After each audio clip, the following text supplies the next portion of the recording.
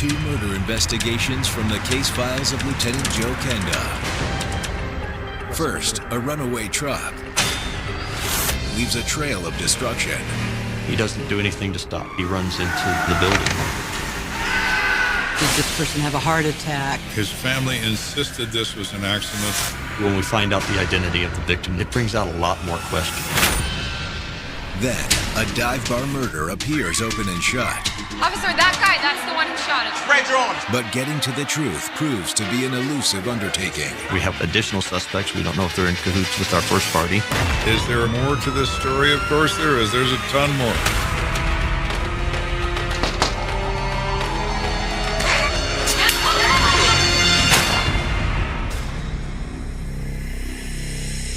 As I've often told people, you want to avoid being the victim of a violent crime? Stay out of bars late at night. Nothing good happens after midnight.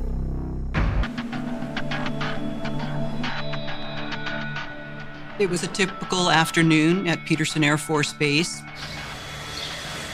Looking pretty good there. Always go to you. Hey, Carl. Hey, Travis. Floyd. How are you? How you doing? Good. As usual, Floyd Burnett is early for his haircut. Looking a little shaggy there. Well, that's what happens when you retire. You know, you kind of let things go. Yeah. They say once a military man, always a military man, and part of that is keeping your hair cut high and tight. He sees a vehicle driving through the parking lot, and it's going way too fast. What's this idiot doing? That fight or flight response starts to take over. Hit the deck!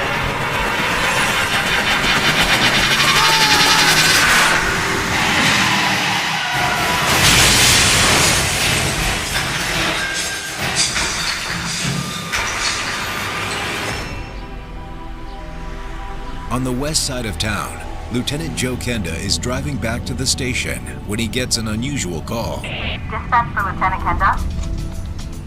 Go for Kenda. We have a report of an auto pedestrian accident, possible fatality.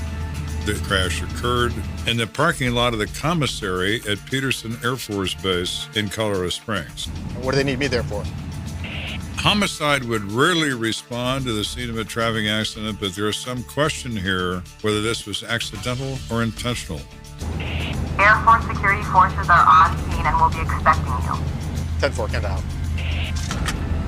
Peterson Air Force Base is unique. They are on the 7,000 acres that comprise the municipal airport owned and operated by the state of Colorado Springs. The CSPD has jurisdiction on this property.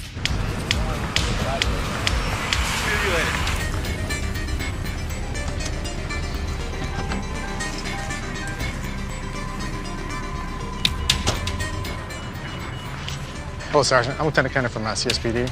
My team and I will take it from here. Saw yours, Lieutenant. I'll tell you what we've got so far. You don't see that every day. No, sir. Witnesses said that the truck came through the parking lot at a high rate of speed. When the truck impacted the building, it created a lot of debris. The debris caused minor lacerations on some of the customers in the barbershop. What about the potential fatality? It was an unidentified elderly female. Body was over there. He explains the truck hit a pedestrian just before it impacted the building, and the pedestrian's condition was considered to be grave and had been removed by ambulance. What about the driver? He's pretty roughed up. Looked like he had a broken neck. He was also transported. The driver of this truck is identified as a 70-year-old man whose name is William Gibbs. He's a retired sergeant, United States Air Force. Plus, if we can do anything to help you. Will do. Thanks, sir. Kenda begins by surveying the damage. It's remarkable that no one else died in the process of this truck driving through a barber shop at 100 miles an hour. When we see these accidents that involve elderly drivers, we do question whether or not their mental and physical condition plays an actual part into the cause of the accident. Did this person have a heart attack, or were they on medication? None of these questions can be answered until investigators can speak with the driver. Kenda to Ritz. Go for it. I need you to go to the hospital, check on a William Gibbs, find out what his condition is, and keep me updated on what you find. Sit down there.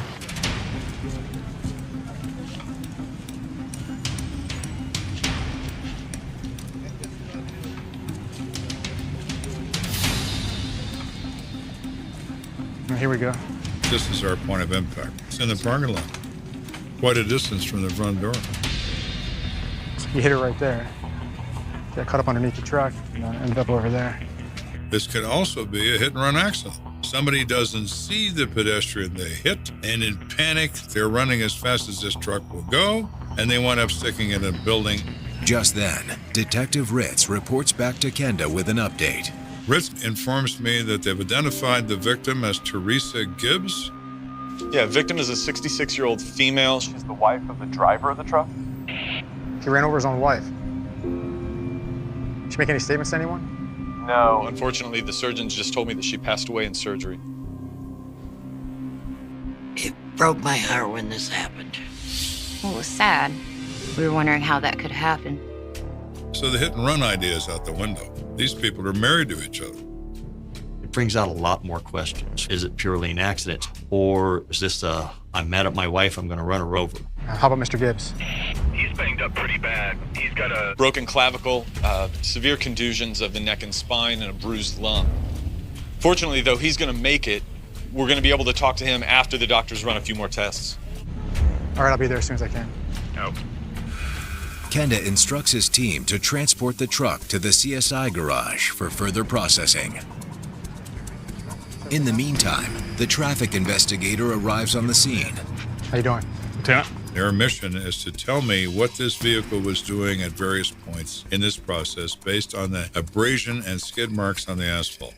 It's a very involved process and it takes a couple of hours. All right, I need to go to the hospital. I'll check back with you. Yes, sir.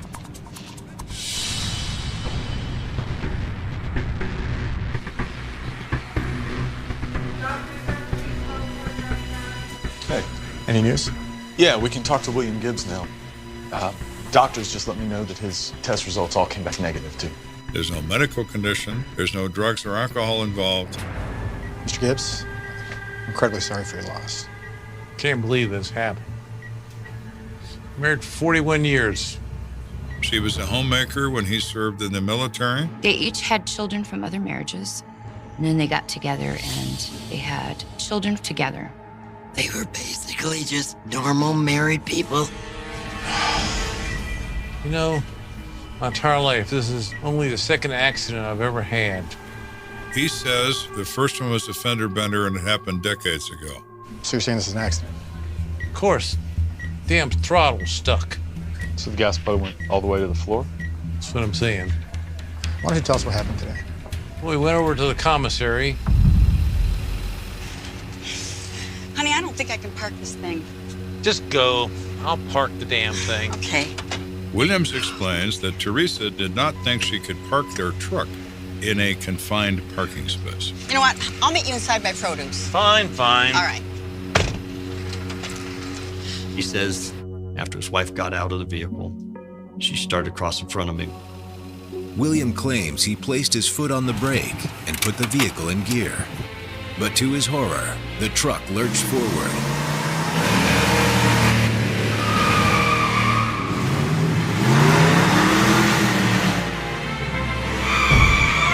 Running over his wife.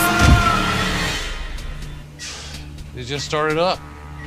Couldn't stop it till it hit the building.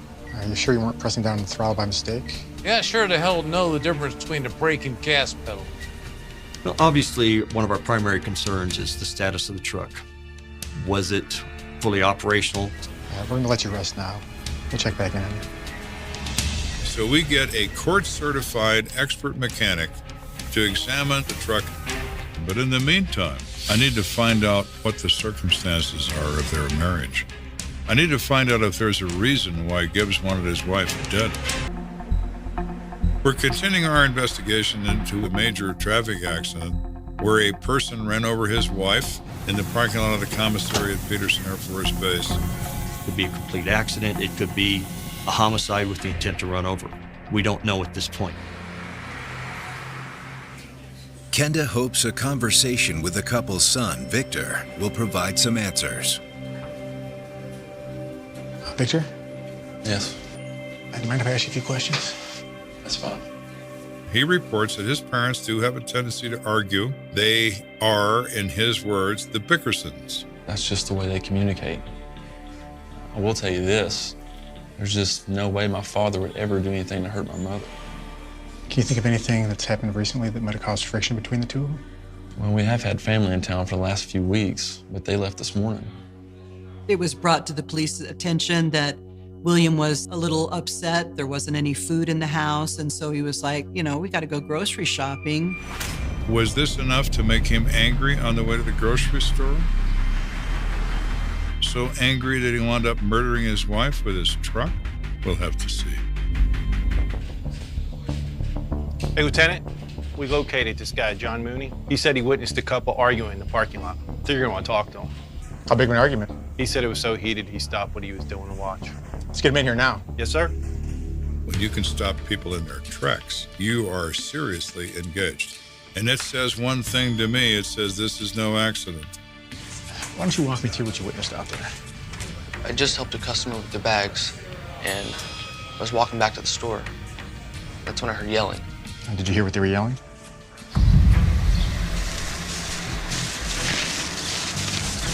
All you do is buy big vehicles. I don't know why you have to get this stupid... Yeah, but I got to get in that spot, and there's no way I can do this. Park the damn thing. I can't do it. I will. Just You know get what? out. I'll tell you what. I'm just going to let you do this. Go ahead. When people lose control of their judgment is when emotions are piqued. We now have motive. Wondering if the car holds more clues, Kenda contacts the mechanic at the CSPD garage. Mr. Gibbs alleges there's a mechanical failure with this vehicle. I don't believe him. That doesn't mean it isn't true. Hey, Drew. Hey, LT. Did you find anything? I checked everything. Gas pedal connection, brake lines. Everything seemed to be in perfect working order before the crash. So it was impossible for the accelerator to be stuck? I can't say 100%, but it's highly unlikely. No, I appreciate it. Let me know if you find anything else. Will do. Kenda still needs concrete evidence that proves the wreck was no accident. Just then, he's summoned back to the scene by the traffic investigator. Any conclusions? Yes, sir. Come with me. So this is no accident, it's intentional. Come here, I'll show you how I know that. See the marks there? Those are acceleration marks. Basically, these marks are left over from somebody sitting in a vehicle, slamming on the gas. Sped up again. That's where these marks come from. So we have three sets of motion. We have speed, contact, stop, acceleration again. So they've hit this person and they've run over them a second time. That's intent. Brutal. I appreciate it. You want to send me the report when you're done? Yes, sir. Thanks. The acceleration marks, coupled with the statement from eyewitness John Mooney, allow Kenda to piece together what happened. We believe that Teresa Gibbs drove William to the commissary parking lot. She was going to try to park the vehicle, but it was a very small parking space. She became a little nervous about it. Just park the damn thing. It's too small. I'm going to just drive out back. I'm not going cross country just for a parking space. Park it yourself. You know what? I hope you drop dead. She gets out and starts to cross in front of the vehicle. She doesn't think anything about it. She doesn't feel like she's in any danger. But inside the cab of the truck, William Gibbs is fuming. Mr. Gibbs has reached his limit. He is enraged. He hits the gas of the truck. And off he goes.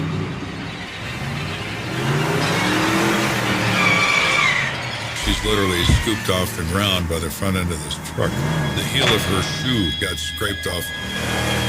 He then lets off the gas, slowing the vehicle, causing her to slide forward off the truck. You can see by the impact bleeding on the asphalt. For a brief moment, she laid there and bled on this spot. He then re-accelerated and ran over her with the entire vehicle.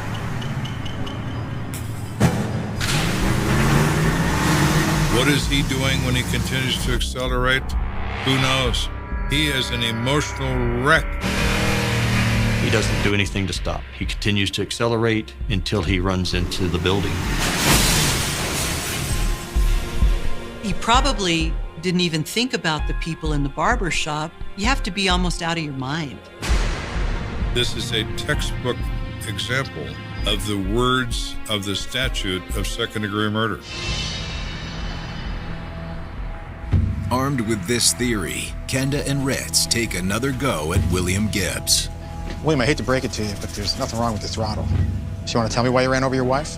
You're out of your mind. He was adamant that it was an accident. He became very infuriated with us to a point where he decided he was tired, didn't want to talk to us anymore. You know, maybe I should see a lawyer. All right. We'll be back when the hospital says you can be released. He was subsequently arrested for second-degree murder. His family was adamant throughout the entire investigation that this was nothing more than the accident, that he had no reason to kill his wife. Well, I did ask him, and he said no, he didn't do it on purpose. I remember feeling kind of protective because he was old and he was injured. The one thing we knew 100% is Teresa would have never wanted him charged or anything. After consulting with Teresa's family, the DA drops the second-degree murder charge against the ailing William Gibbs. In exchange, William pleads no contest to criminally negligent homicide. He received 3 years probation, and he had to pay restitution for the damage to the building at Peterson Air Force Base. William Gibbs passed away in 2003. To this day, those who knew him and Teresa feel conflicted about the outcome of the case. It's my father. It's my stepmother. I want to think it's an accident, and I hope it was. And I'll probably never know. I guess if they were both still alive, they'd probably be just doing the same things that they always did. Growing tomatoes and camping and fishing and joking around. It's a terrible thing when people who've been together for so long can't continue to be together. He had to spend his remaining years on this earth in the jail of his own mind, because in his heart of hearts, he knew what he did. Coming up, On the ground right now! when a young man's life is brutally snuffed out, Kenda discovers he was playing with fire. You never involve yourself in someone else's affair of the heart. It's dangerous.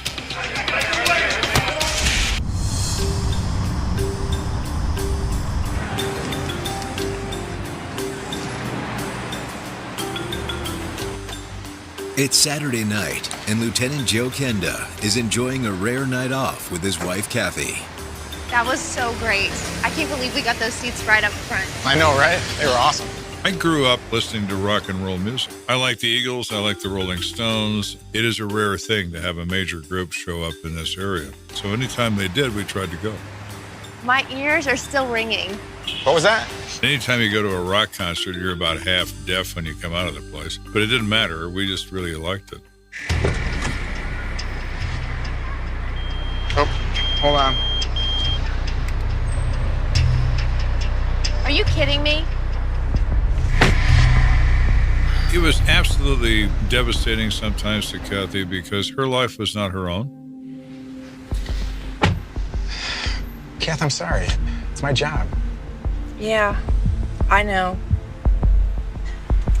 I just hate worrying about you so much. It's okay. We had fun tonight, though, didn't we? We did. Kenda suits up and pulls into a bar parking lot on the east side of town. It's already swarming with police and intoxicated patrons. Hey, Dave. So what we got tonight? We got one victim, James Holmes, 25-year-old white male, a single gunshot to the chest. It was pronounced DOA in St. Francis. Officer Morgan is one of the first officers on the scene. He tells me that this is very cut and dried. Was he shot inside the bar? Yes, sir. We actually have several witnesses. The only problem is we're in the process of collecting statements now. They're all so drunk that they can't give us a clear picture of what happened. Anytime you have an investigation where witnesses have been drinking, you're always concerned about their level of intoxication and their ability to relate what they saw. Any lead on the suspect? Actually, it's your lucky night. Got the guy in custody back in the car right there. Good job. The suspect is identified as 24-year-old Joseph Brown. You want to walk me through what happened? Yes, sir. I got here within minutes of the call. Dispatcher gave me a description of the suspect through a 911 caller. I get here, several witnesses run out, and they tell me somebody had been shot on the inside. He is told that the suspect is described as a white male, long brown hair, in a red plaid shirt and blue jeans. I need everybody to back up. Out of the way over here. Everybody get back. Back up right now. Let me see your hands. Sir, get away. He sees a man matching that description, bent over what is apparently the victim, pleading with the victim to stay alive. Sir, come here. Come here, sir. On the ground right now. I got one male suspect matching the description, one male victim. I do not see a gun. Get out now. Officer, that guy, that's the one who shot him. Spread your arms. Spread them now. Hey, cuff him for me. Hands behind your back. Arms up. Why are you arresting me? Jim, look at me. What'd I do? The officer takes control of this individual and handcuffs him. That time I took him in custody and brought him outside. The strange thing is I think he was in shock because he seemed awfully remorseful. Maybe I had to change your heart after you pulled the trigger. It could be the simple fact as it was an accident, or maybe he just realized he just ruined his own life. Who ID'd him as a suspect? It was actually the bartender. She's also the one that called 911, and we had CSI come down and take pictures of our suspect. She's en route to the station now to ID him in a photo lineup. All right, great. You want to show me inside? Yes, sir. Over here, this is where I found the victim. There's no tables disturbed, no broken beer bottles, none of the things you often find in bar fights that escalate from fists to glassware to gunfire.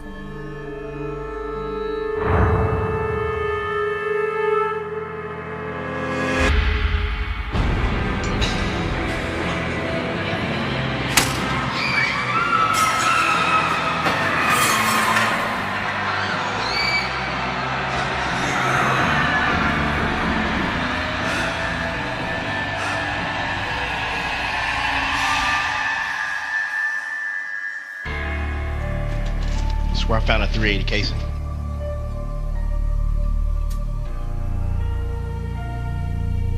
What about the weapon? Don't know, we haven't found it. It wasn't on the suspect when we arrested him. Really? Okay, you probably handed it off to a buddy right after he shot the guy. Keep searching the place. Might still be stashed in here somewhere. Yes, sir. Outside the bar, a conversation between bystanders catches Kenda's attention. They had to be involved. I know they did it. And this woman says she saw 3 people run out of the bar.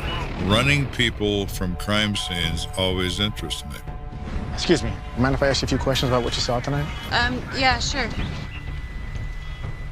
Her name is Victoria Gonzalez. It was so awful and it happened so fast. Okay, just slow down. So I was standing at one end of the bar. Hey, Victoria, what can I get you?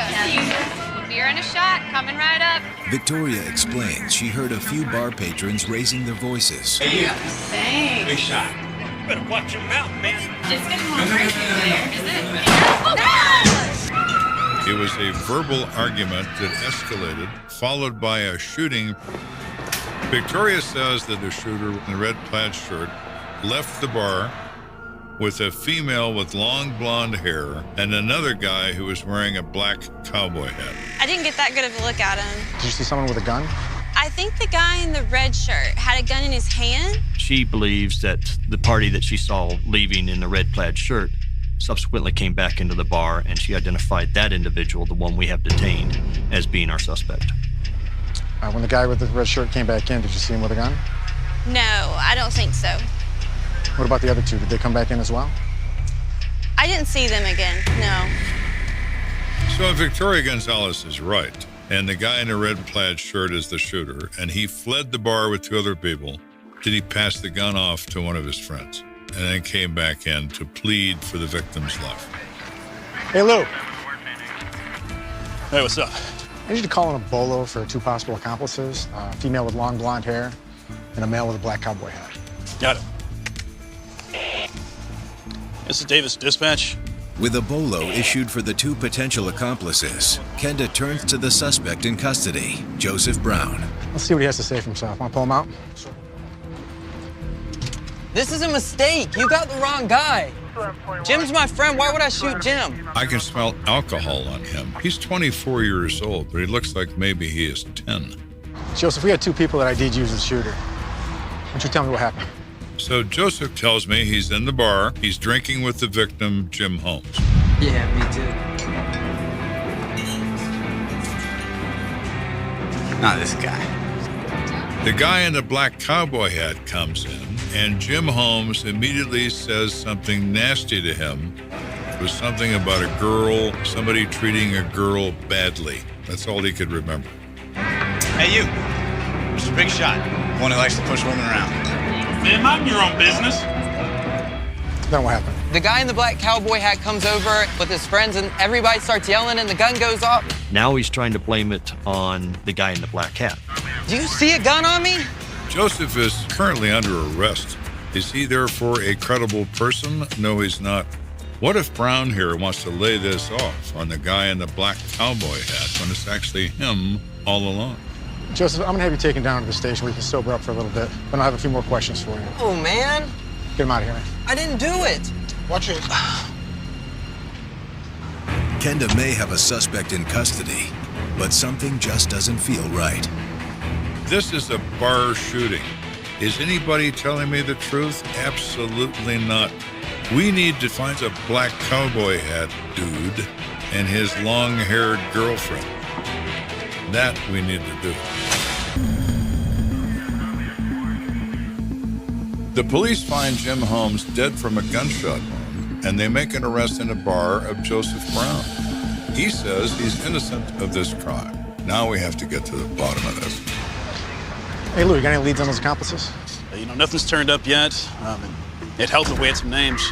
At this point, it's very vital for us to identify the man in the cowboy hat and the blonde that was observed running away with our suspect. While Kenda waits for his prime suspect to sober up, he turns his attention to the victim. Do you have the contact info for Jim's family? Just an address we got from his driver's license. I guess I'll start there. Thanks.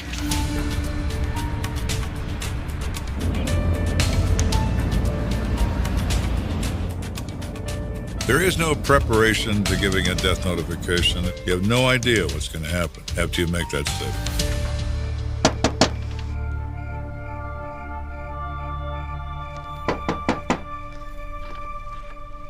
Who's there? Lieutenant Kenda with the Colorado Springs Police Department. Can you open the door, please? What's going on? Does James Holmes live here? Not anymore. That's my ex-boyfriend. You mind if I come in and talk to you for a minute?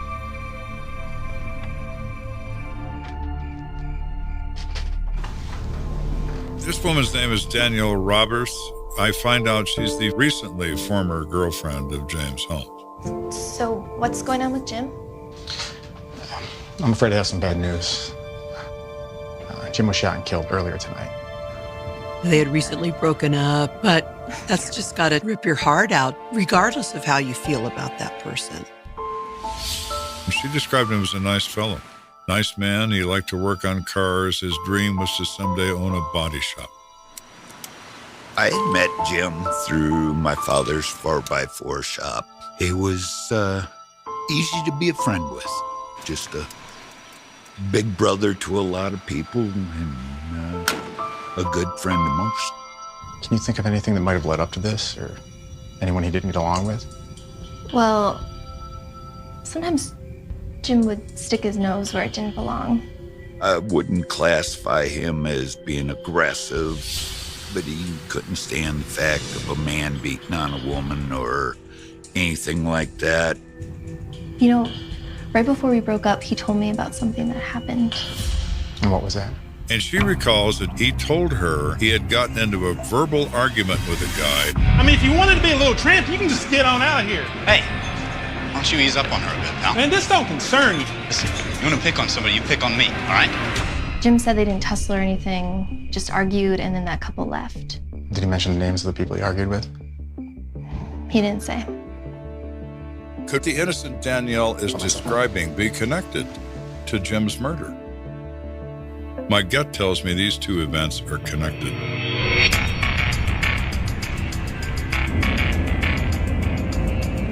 So I go back to the station to see how the photo lineup was going with our 911 caller. You wanted to see me, sir? Yeah, did the bartender pick out Mr. Red Plaid shirt? They show her a photo lineup that contains a photograph of Joseph and 5 other people, and she says the shooter is not among the 6 photographs. You're kidding. She swears it's none of the guys. You want to send her in? Yeah. So our identification of Joseph Brown has just gone out the window. I'm not ready to turn him loose yet, but I'm highly questioning why we have him in the first place. Have a seat. Melissa Wagner's a bartender. She watches people all the time. Well, I was working the bar, and I heard these guys raising their voices. She sees 2 groups of people with a verbal exchange of profanity going back and forth. And one of these guys was wearing a red plaid shirt? Actually, there were 2 guys in red plaid shirts.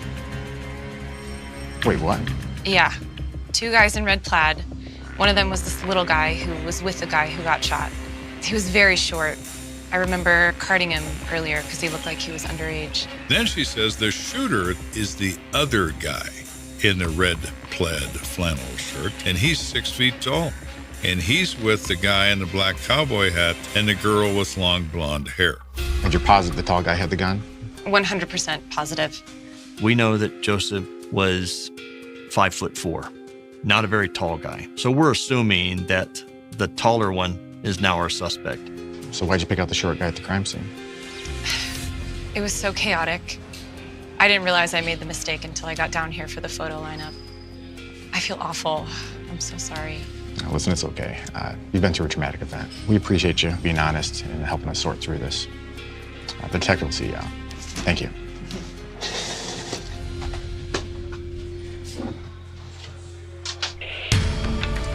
With Melissa's statement in tow, Kenda radios his team that the shooter is still at large. 10-4, Kenda out. We tell the officers searching the area. We're also now looking for a white male, 6 feet tall, red plaid flannel shirt. As for the initial suspect, Joseph Brown, Kenda decides to hold him a little longer. I still need to be certain that he did not play a part in this, so we're going to keep him on ice until we sort all this out. Within the hour, Kenda receives some welcome news. You're not going to believe this. We just arrested a guy matching the updated description you just put out. He was inside the shanty bar. Hiding in plain sight? He has a red flannel shirt, not on, but tied around his waist. Turn around, sir. Your hands on the car. Turn around. Spread your feet. What's this? And he's carrying a holster for a small automatic clipped to his pants. No gun in it. Well, we're getting better at this. Much better. They identify him as Rodney Gere. Hands behind your back. They're handcuffing him, and a female with long blonde hair runs up. You need to move. I'm not moving. And says, "What are you doing with my boyfriend? Who are you?" What's your name? What is your name? Evelyn Blankenship. You need to Okay, let we're me looking know. for you too. There's no freaking way. Yes, I'm you not are. going anywhere. I'm going to go home is where I'm going to go, and so is my boyfriend. So here we are in this case, going from confusion and misidentification of suspects to 2 of the 3 suspects in our hands. That's what they all say. Come on, let's get on in. And it's time for us to collect their tab.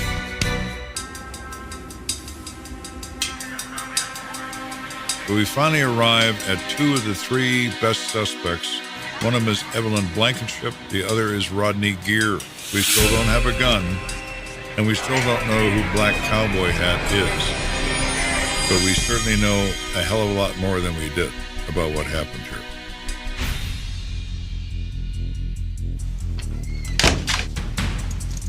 Put your hands in front of you.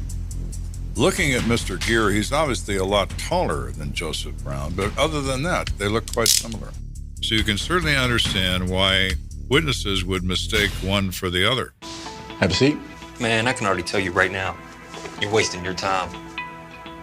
I'd like to ask you a few questions about what happened at the shanty bar. I don't know nothing about that. I don't care what you want. We could see why that kind of person could easily get involved in an altercation inside of a bar. Well, if you wanted to avoid a big piece of prison time, it'd be in your best interest to cooperate with us. You know what I want? A lawyer. It's your choice. He is in major trouble, and he knows it. His only defense is silence. I don't know why he's the shooter yet, but he is. After Rodney Gere lawyers up, Kenda takes his chances with Evelyn Blankenship. Hi, Evelyn. I'm Lieutenant Kenda. Well, it's about damn time. Where's Rodney? Where's my boyfriend? Evelyn is a belligerent, nasty, mouthy little drunk. She didn't get that way in 20 minutes. She's been drinking all evening. Evelyn, we know you were at the shanty bar with Rodney and another guy with a black cowboy hat. We have witnesses that saw you there. Yeah, we were out having a good time. I mean, is that some crime now, too? These witnesses also saw you have a verbal altercation with another guy moments before he was shot to death. What? Jesus. Who do you guys think we are? We had nothing to do with anybody getting shot. She's saying when the gunshot went off, all they did was flee the bar for their own safety. Okay, so you left because you were frightened. Where'd you go? She says, well, I went to my friend's house, Lonnie Fouché. He lives right there by the bar. So why'd you come back to the crime scene? Well, I lost track of Rodney. I was worried, so I went back to the bar to see if I could find him. What about the guy in the black cowboy hat? Yeah, well, that's Rodney's friend. His name is Chuck Sizemore. Okay, so now we have the name of the third player. And where would I find him? I have no clue. Probably out getting drunk somewhere. Why would a guy like Sizemore go to a bar after a shooting? To drown his fear. That's why. Kenda instructs his men to canvass the other bars near where the shooting took place. It doesn't take them long to find their man. We immediately turned Charles Sizemore wearing a black cowboy hat in a bar close to the scene. What a surprise. When I arrived, the officers have him outside the bar. I feel like this is all my fault. Why is that? Well, the guy that died, we got into an argument a couple of weeks ago, and this is how this all got started. He tells us that he's in an argument with his girlfriend. Not a physical argument, but his girlfriend becomes emotional and starts crying. Do you even care about my feelings? Why do you have to be so cruel? I didn't even ask him for a drink. Did you have to take it? Hey, listen. You want to pick on somebody, you pick on me. This ain't none of your business. And Holmes came out of nowhere accusing him of abusing this woman. Kenda realizes it's the same story that Jim's ex-girlfriend told him. So what happened this time? Well, me and Rodney and Evelyn were going to the Shanty bar, and that same guy was yelling at me and stuff. All right, beer and a shot. Coming right up. Hey. Hey, you. You go. Hey, Big Shot. Likes to talk nasty to women? Man, mind your own business, man. Better watch him, lady. He'll hit you, too. Hey, asshole. Why don't you go say it to his face? Or do you need to grow a pair? She was making the whole thing worse. I didn't want any trouble, so I told Ronnie, we need to go ahead and squash this. So Sizemore explains that Evelyn is stoking this fire with a gallon of gasoline. Who do you think you are? You're such a piece of... Look, you and your friends need to leave. Chuck Sizemore tells Kenda that at this point, Rodney Gere becomes enraged that a stranger is talking down to his girlfriend. You and your drunk friends need to get out. Hey, what are you doing? You better watch him now. Get down. Gere grabs Joseph by the throat and literally lifts him off the floor and slams him onto the bar. He pulls the gun. He points the gun at Joseph Brown, but Evelyn Blankenship grabs his arm just as he fires the weapon.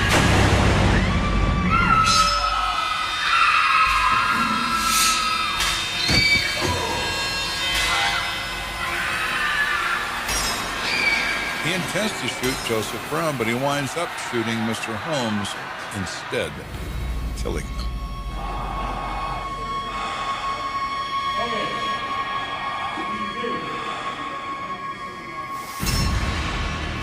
It was awful. I didn't even know Ronnie had a gun. So y'all ran out. What happened to the gun? Well, I heard Evelyn say something about they were going to some guy's house. Lonnie, I think it was. I don't know. I came here. I don't know what they did. Mr. Sizemore has cleared all the fog out of this bar. It's also completely clear on who's responsible. The only question that remains is, where is the gun?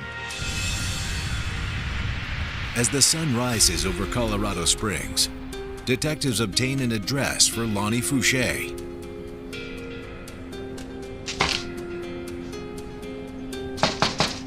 Lonnie, open the door!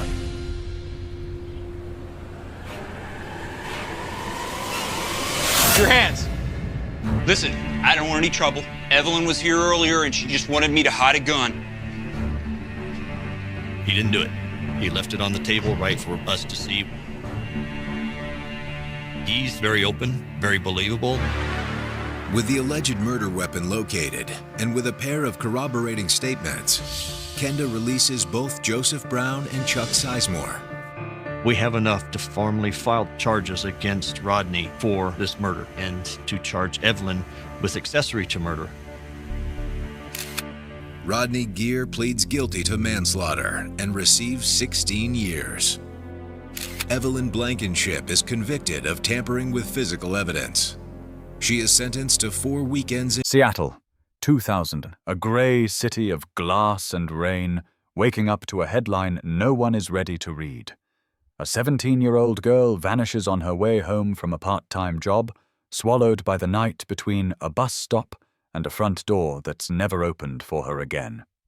Her name is Hannah Reed, honor roll student, choir singer, big brown eyes that always look like they're about to ask a question. The kind of face you see on missing posters taped to lampposts, smiling forever from a past that stopped without warning. In the photo they choose, she's leaning over a birthday cake, candles lit, cheeks puffed like she's about to blow. That moment freezes. The candles never go out. The city looks away, then looks back, then can't stop staring. It starts as just another school night, a Wednesday that doesn't know it's about to become a date people remember. Hannah finishes her shift at the coffee shop in Pike Place Market, wipes down counters, clocks out at 8:07 p.m.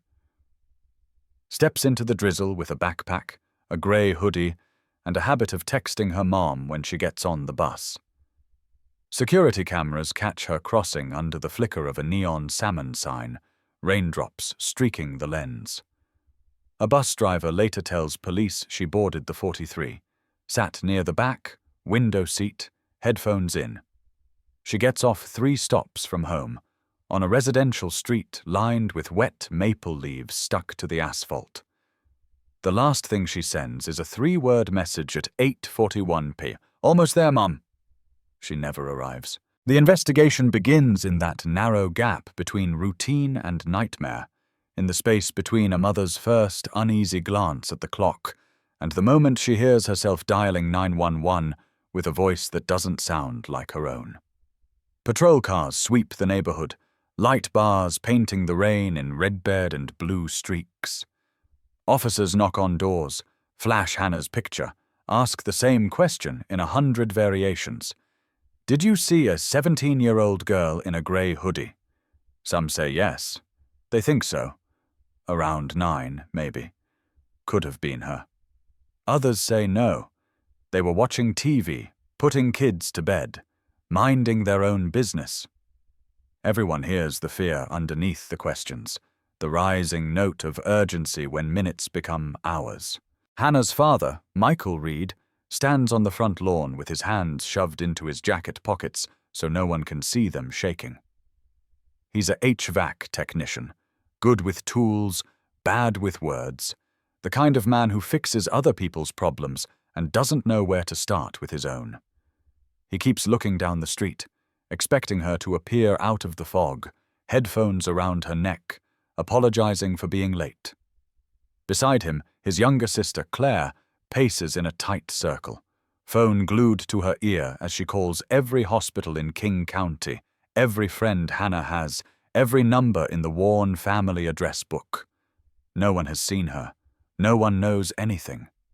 The night stretches out, thick and endless. Detectives from Seattle PD's Major Crimes Unit arrive just after midnight, when it's clear this isn't a simple case of a teenager blowing off curfew. They treat the sidewalk from the bus stop to the front porch as a crime scene, string yellow tape that glows in the streetlights like a warning line between the world that made sense yesterday and the one that doesn't today. Evidence techs bend over slick pavement, searching for anything. A dropped earbud, a footprint in mud, a scuff mark that doesn't belong. They find a smear of something on the curb that might be blood, and a broken chain from a necklace that might be Hannah's. Could be nothing, one of them says, because sometimes that's all they have. The media machine wakes fast. By morning, local news breaks into regular programming with a live shot from in front of the Reed house. Raincoats and microphones pointed at a family forced to turn their grief into sound bites. "We just want our daughter home," Hannah's mother says, voice trembling, eyes swollen. "If you have her, let her go. If you know anything, please call." The camera zooms in on the framed photo clutched in her hands. Hannah's birthday cake, frozen candles, a halo of reflected flash in her eyes, like she's been caught by a spotlight she never asked for. Viewers all over Seattle watch from couches and kitchen tables and office break rooms, the words "missing teen" burning in red at the bottom of the screen. Rumors move faster than facts. At school, kids whisper in hallways about a white van someone thinks they saw, about a strange man hanging around the bus stop last week, about a fight Hannah had with her boyfriend that maybe, possibly, somehow has something to do with this. Online forums light up with speculation, strangers typing theories between sips of coffee, building narratives out of shadows. Trafficking, serial predator, runaway with a secret. The detectives focus on what they can prove. They pull bus security footage, trace every person who rode the 43 that night, interview the driver 3 times. They canvass the route, check sex offender registries, talk to anyone with a record of violence who lives within a mile of the stop. A name keeps surfacing in whispers and side glances. Daniel Walsh. He's Hannah's uncle, her mother's younger brother. 41, divorced, works part-time at an auto body shop, lives alone in a small apartment on Capitol Hill that smells faintly of oil and old cigarettes. He's been at the house since dawn, sitting at the kitchen table, hands wrapped around a mug of coffee he doesn't drink. He talks too fast, offers to join every search party, volunteers information no one asked for. "I told her I could pick her up," he says, over and over. "I told her, why take the bus this late? But you know, Hannah, Miss Independent." On paper, he's helpful. In the small, unnoticed details, he's wrong. Detective Sarah Klein, lead on the case, watches him across the room. She sees the way he flinches every time the phone rings, how he avoids looking at the TV whenever Hannah's face flashes on the screen. She knows uncles can grieve. She also knows too many cases where the danger came from inside the family tree, from branches no one wanted to examine too closely. She runs his background. A DUI, a bar fight 10 years back. Nothing that screams predator, nothing that spells monster. Still, something about him sticks. She files it away and keeps moving. Search teams fan out through nearby parks, under overpasses, into blackberry-choked empty lots where the city stores its forgotten trash. Volunteers drag rakes through underbrush, call Hannah's name until their throats burn, pin flyers to bulletin boards and coffee shop windows and community centers. Candlelight vigils line the church steps, the flame of each little votive flickering in the damp wind like a question. Where is she? Where is she? Where is she? Days turn to weeks. The news cycle starts to thin. The missing posters fade, edges curling from rain. Tips still come in, but fewer, wilder, thinner, like radio static at the edge of a station. A body is found 2 months later, out near Snoqualmie Pass, wrapped in a blue tarp at the bottom of a ravine. Hikers spot the glint of plastic in the sunlight, call 911, wait with their hands stuffed in pockets as state troopers pick their way down loose rock. The story explodes before anyone has facts. Helicopters circle the mountain. Live trucks cluster at the trailhead. Remains possibly linked to missing Seattle teen, the anchors say, filling the empty space between speculation and confirmation with practiced sympathy. At the Reed house, the family sits rigid on the couch, fingers interlocked, faces turned toward the screen, watching strangers talk about the worst possible version of their future. The medical examiner works fast, but not fast enough for a world that refreshes every 5 seconds. Teeth, bones, a partial jaw. Clothing degraded past recognition. Enough to build a profile, not enough to say for sure. The detectives hold their breath as the lab processes DNA, cross-checking against a comb found in Hannah's bedroom. Hair wrapped around its teeth like a tiny, intimate archive. The answer comes back in a sterile report sent across secure channels. The remains are female, Caucasian, late teens. Close, but not a match. It's someone else's daughter. Someone else's nightmare. The Reeds are told to stay hopeful. A phrase that sounds thin and cruel when spoken into a silence that's already packed with hope's opposite. Weeks bleed into months. The case file thickens with reports and thins with momentum. Handwritten notes become typed summaries, and typed summaries become tiny lines in a database, dates and times and phrases like "no further leads" and "subject unavailable for follow-up." The bus driver moves away. Kids graduate. The coffee shop where Hannah worked hires 3 new baristas who don't know to pause when they pass the wall where her name used to be written on the schedule. The missing posters peel off lampposts and get replaced by concert ads and garage sale notices. Somewhere in storage, a box labeled "Reed Hannah, Missing Person" collects dust. But not everyone forgets. Detective Klein, reassigned to other cases, robberies, assaults, the endless churn of a city's broken pieces, keeps a copy of Hannah's flyer pinned above her desk. The pushpin head is red, a dot of false blood below the girl's smiling face. Every time she closes another file, she glances up and remembers the one she couldn't. Late at night, when the bullpen is quiet and the janitor's cart squeaks down distant halls, she opens the Reed file and flips through it like a deck of haunted cards. One note always catches her eye. A statement from a neighbor who lived 3 houses down from the bus stop. "I saw a car idling with its lights off around 8:30, the neighbor had said. "Older sedan. Blue, maybe. Or green. Hard to tell in the rain." At the time, it had felt too vague. Now, in hindsight, it feels like something else. The outline of a shadow no one stepped into. The family learns to live in the space around an absence. Holidays become quieter, birthdays stranger. There's an empty chair at the table that no one sits in, even when there aren't enough seats. Hannah's room stays the same for a while, then doesn't, as grief loosens and hardens in unpredictable ways. Her mother packs some clothes into a box. For later. Her father can't touch anything at all. Uncle Daniel still appears at gatherings, but not as often. He brings covered dishes to potlucks, cracks jokes that fall flat, overcompensates with cheer that sounds hollow at the edges. When he leaves, he always pauses a little too long in the hallway where Hannah's photo wall stands, the one that tracks her from kindergarten finger paint messes to high school honor ceremonies. His eyes never quite meet her gaze. Years pass. New headlines take over. Tech booms, protests, elections, storms. The phrase Seattle 2001 becomes a reference point for different memories, for different people.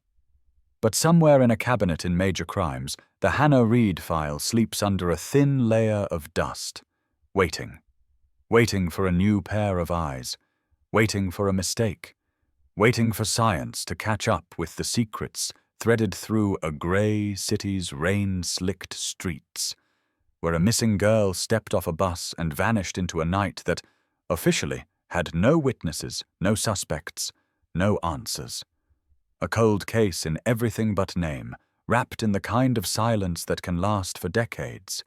until one tiny fragment of truth rises up from the past and points with shocking clarity straight back to the one person everyone thought they knew. The day the Reed file officially moved from active investigation to inactive, no leads, there was no ceremony, no announcement, no moment of silence. Just a clerk at a computer clicking a box that changed everything and nothing at once. A digital status update that turned a live wound into a cold case. But the city felt it in small ways. Fewer patrol cars circling the old bus stop, fewer reporters calling the house, fewer people flinching whenever a news alert buzzed their phone. The flood of attention thinned into a trickle, and then into something worse. Forgetting. Inside the major crimes unit, Hannah's face stayed on the board long after other photos came and went. Fresh cases pushed hers toward the corner, where dust gathered along the edges of the paper. New detectives glanced at the flyer and saw a date that made them exhale through their teeth. 2001. A different time, different tech. Back when bus cameras were grainy and cell phones were just phones, not tracking devices carried willingly in every pocket. If this happened now, they'd say, we'd have her whole route. But it didn't happen now. It happened then, in a narrower window of evidence, under a grey sky that didn't know how much it was hiding. Detective Sarah Klein aged with the case. Lines settled around her mouth, silver threaded through dark hair she stopped bothering to colour. She worked robberies, homicides, domestic calls that turned into crime scenes in cramped kitchens. She got promoted, got passed over, got promoted again. Life moved. Hannah didn't, at least not on paper. Her file sat heavy on the shelf, an anchor that tugged at Klein's attention whenever she walked past. Sometimes, late, she'd slide it out, spread the pages on her desk, and let herself feel the weight of unfinished work. The neighbor's vague car description, the broken chain, the uncle who tried too hard. The Reeds learned to live in the long shadow of maybe. Hannah's mother, Karen, started running community support groups for families of the missing. She became the one people called when someone else's child vanished off a sidewalk or out of a mall parking lot. Her voice steadied as she repeated the same phrases strangers had once used on her. You're not alone. It's not your fault. Don't let anyone rush you into letting go. Her own life shrank down to appointments and anniversaries. Every January, the month Hannah would have had another birthday, Karen wrote her daughter a letter she never sent, sealed it, and placed it in a shoebox under the bed. The box grew heavier every year. Michael Reed worked more, longer shifts, extra jobs, anything that kept him out of the house and away from the hushed arguments about how much longer to keep the bedroom untouched. Tools replaced conversations. He fixed things that weren't broken. He tightened screws that didn't need it. He stopped answering reporters' calls, stopped giving quotes, stopped watching the news. The only time he allowed himself to look at Hannah's photo wall was on the day she disappeared, when he poured 2 fingers of whiskey, stood in the hallway, and let his jaw tremble for exactly 60 seconds before locking it down again. Uncle Daniel drifted at the edges. At first he was everywhere, organizing search parties, printing flyers, knocking on doors with a kind of frantic energy that looked like devotion and felt, to some, like desperation. Over time he pulled back. Holidays found him quieter, hanging near the food table, staring into middle distance. He still called Karen to check in, still offered to fix things around the house, still referred to Hannah in the present tense longer than anyone else.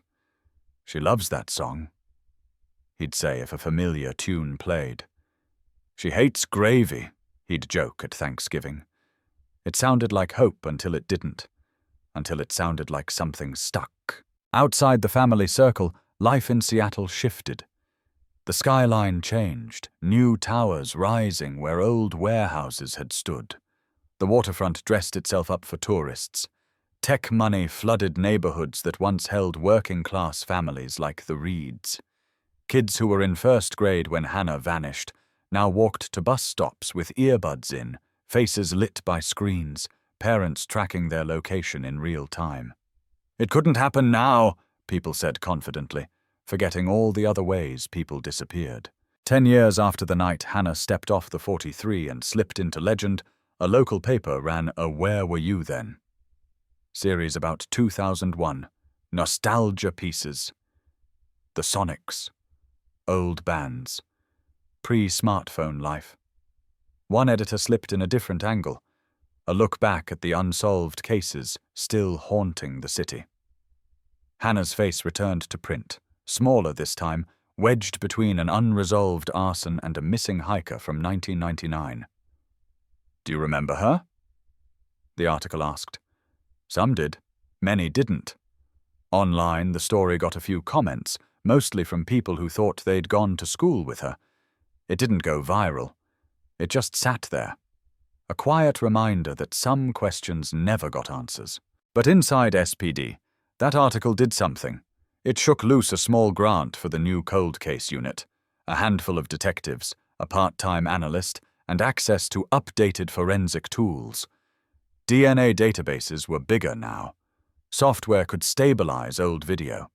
Phones that had been cutting edge in 2001 were digital fossils, but the fingerprints on their plastic still told stories. Klein, half by design and half by stubbornness, maneuvered her way into the unit. On her first day there, she carried Hannah's file with her like a personal talisman and dropped it on the conference table with a thud. If we're doing this, she said, we're doing this one. They started with the basics. Evidence from the original scene, boxed and labeled, had sat undisturbed in a climate-controlled warehouse on the edge of town. Latex gloves, sealed bags with fibers, the smudge from the curb that might have been blood, the broken necklace chain. Back then, testing had been limited, expensive, and invasive. You had to choose what to risk destroying. Now, technology could scrape DNA out of the smallest fleck without burning through the whole sample.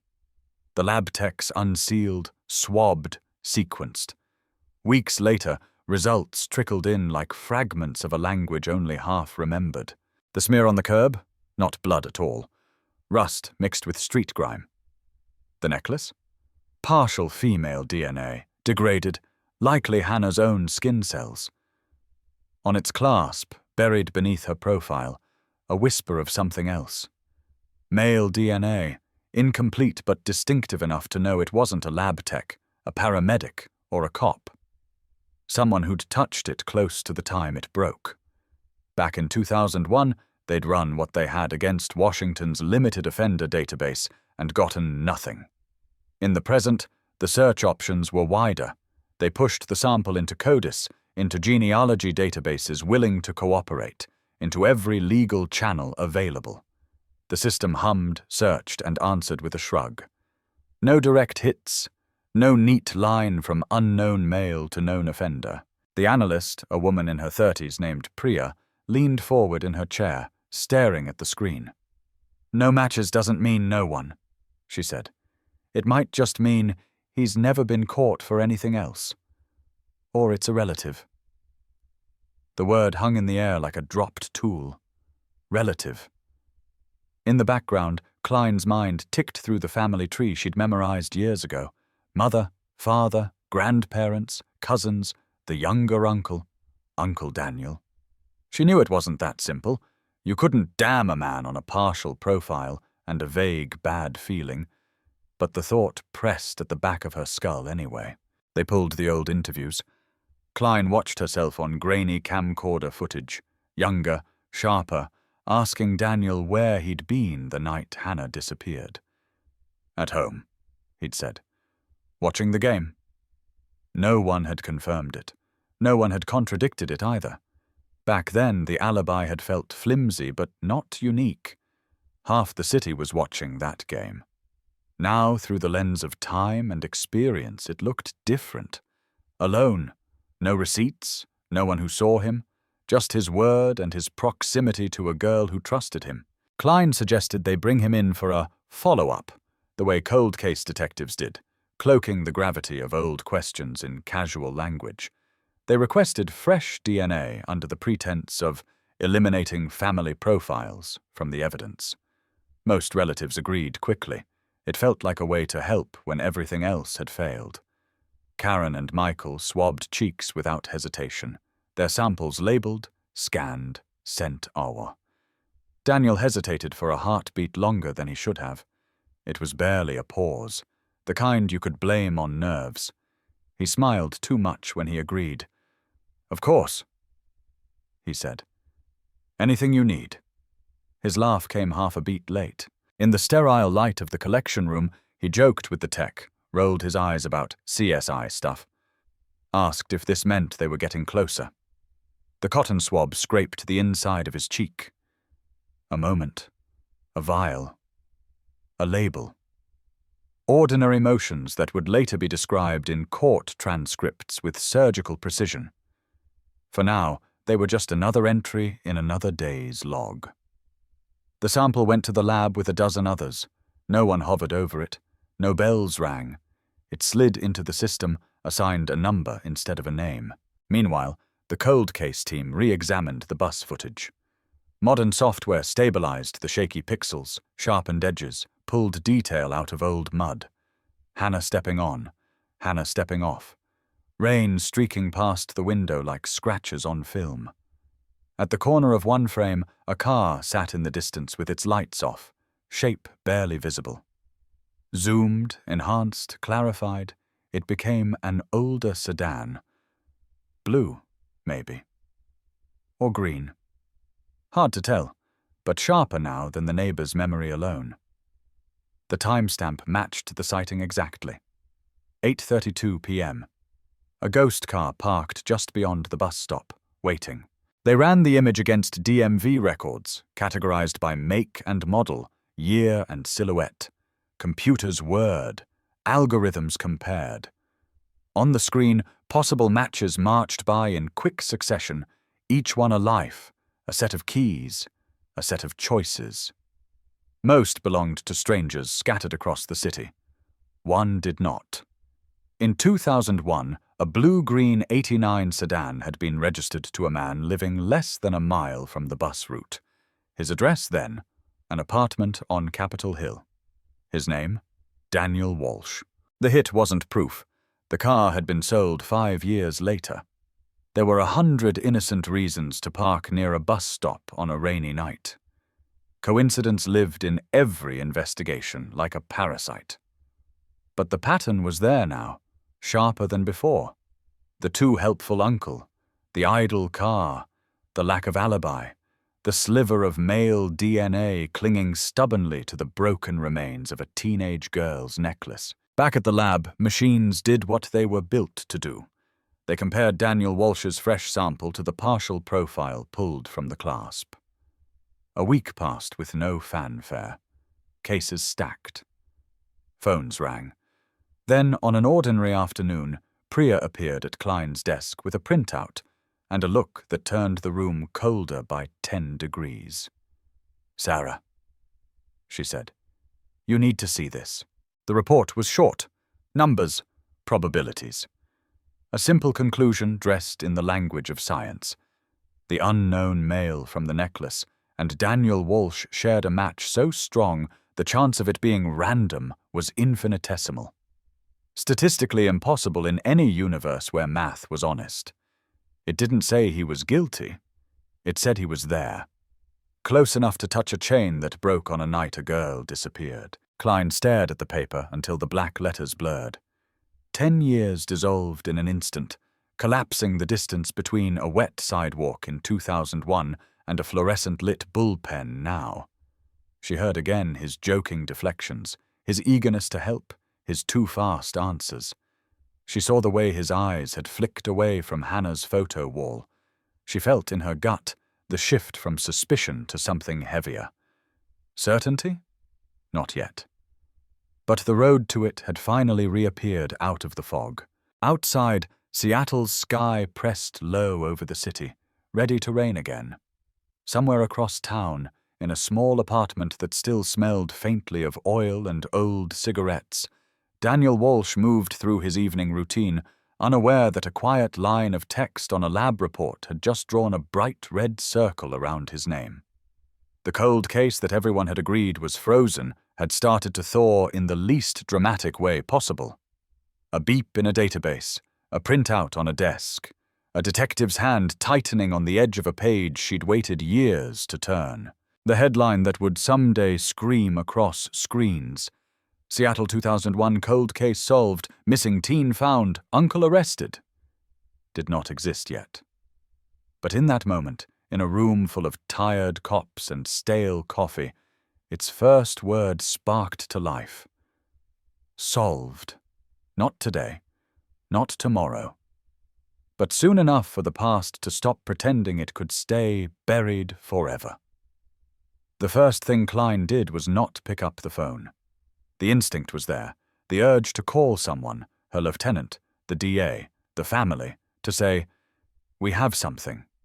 But instincts ruined cases when they moved faster than procedure, so she forced herself into the slower rhythm of protocol. She double-checked the lab results. She had Priya walk her through the numbers until the science was solid enough to carry the weight of what came next. Only then did she climb the stairs to her lieutenant's office, report in hand, and close the door behind her with a quiet click that sounded to her like a lock sliding into place on a decade of silence. They didn't use the word guilty. They used words like significant and compelling, and consistent with contact near the time of the offense. They talked about probative value and strategic timing. But beneath the formal language was a simple, brutal truth. The unknown man who had touched Hannah's necklace was almost certainly her uncle, the man who'd passed out flyers with her face on them, the man who'd sat in the front row at every vigil, the man who still called Karen on holidays. The DA's office wanted more. DNA on jewelry told a story, but defense attorneys made careers out of suggesting innocent explanations. He hugged her goodbye, he fixed the clasp, he borrowed the chain as a joke. They needed something that narrowed the possibilities until there was nowhere left to stand except the ugly center.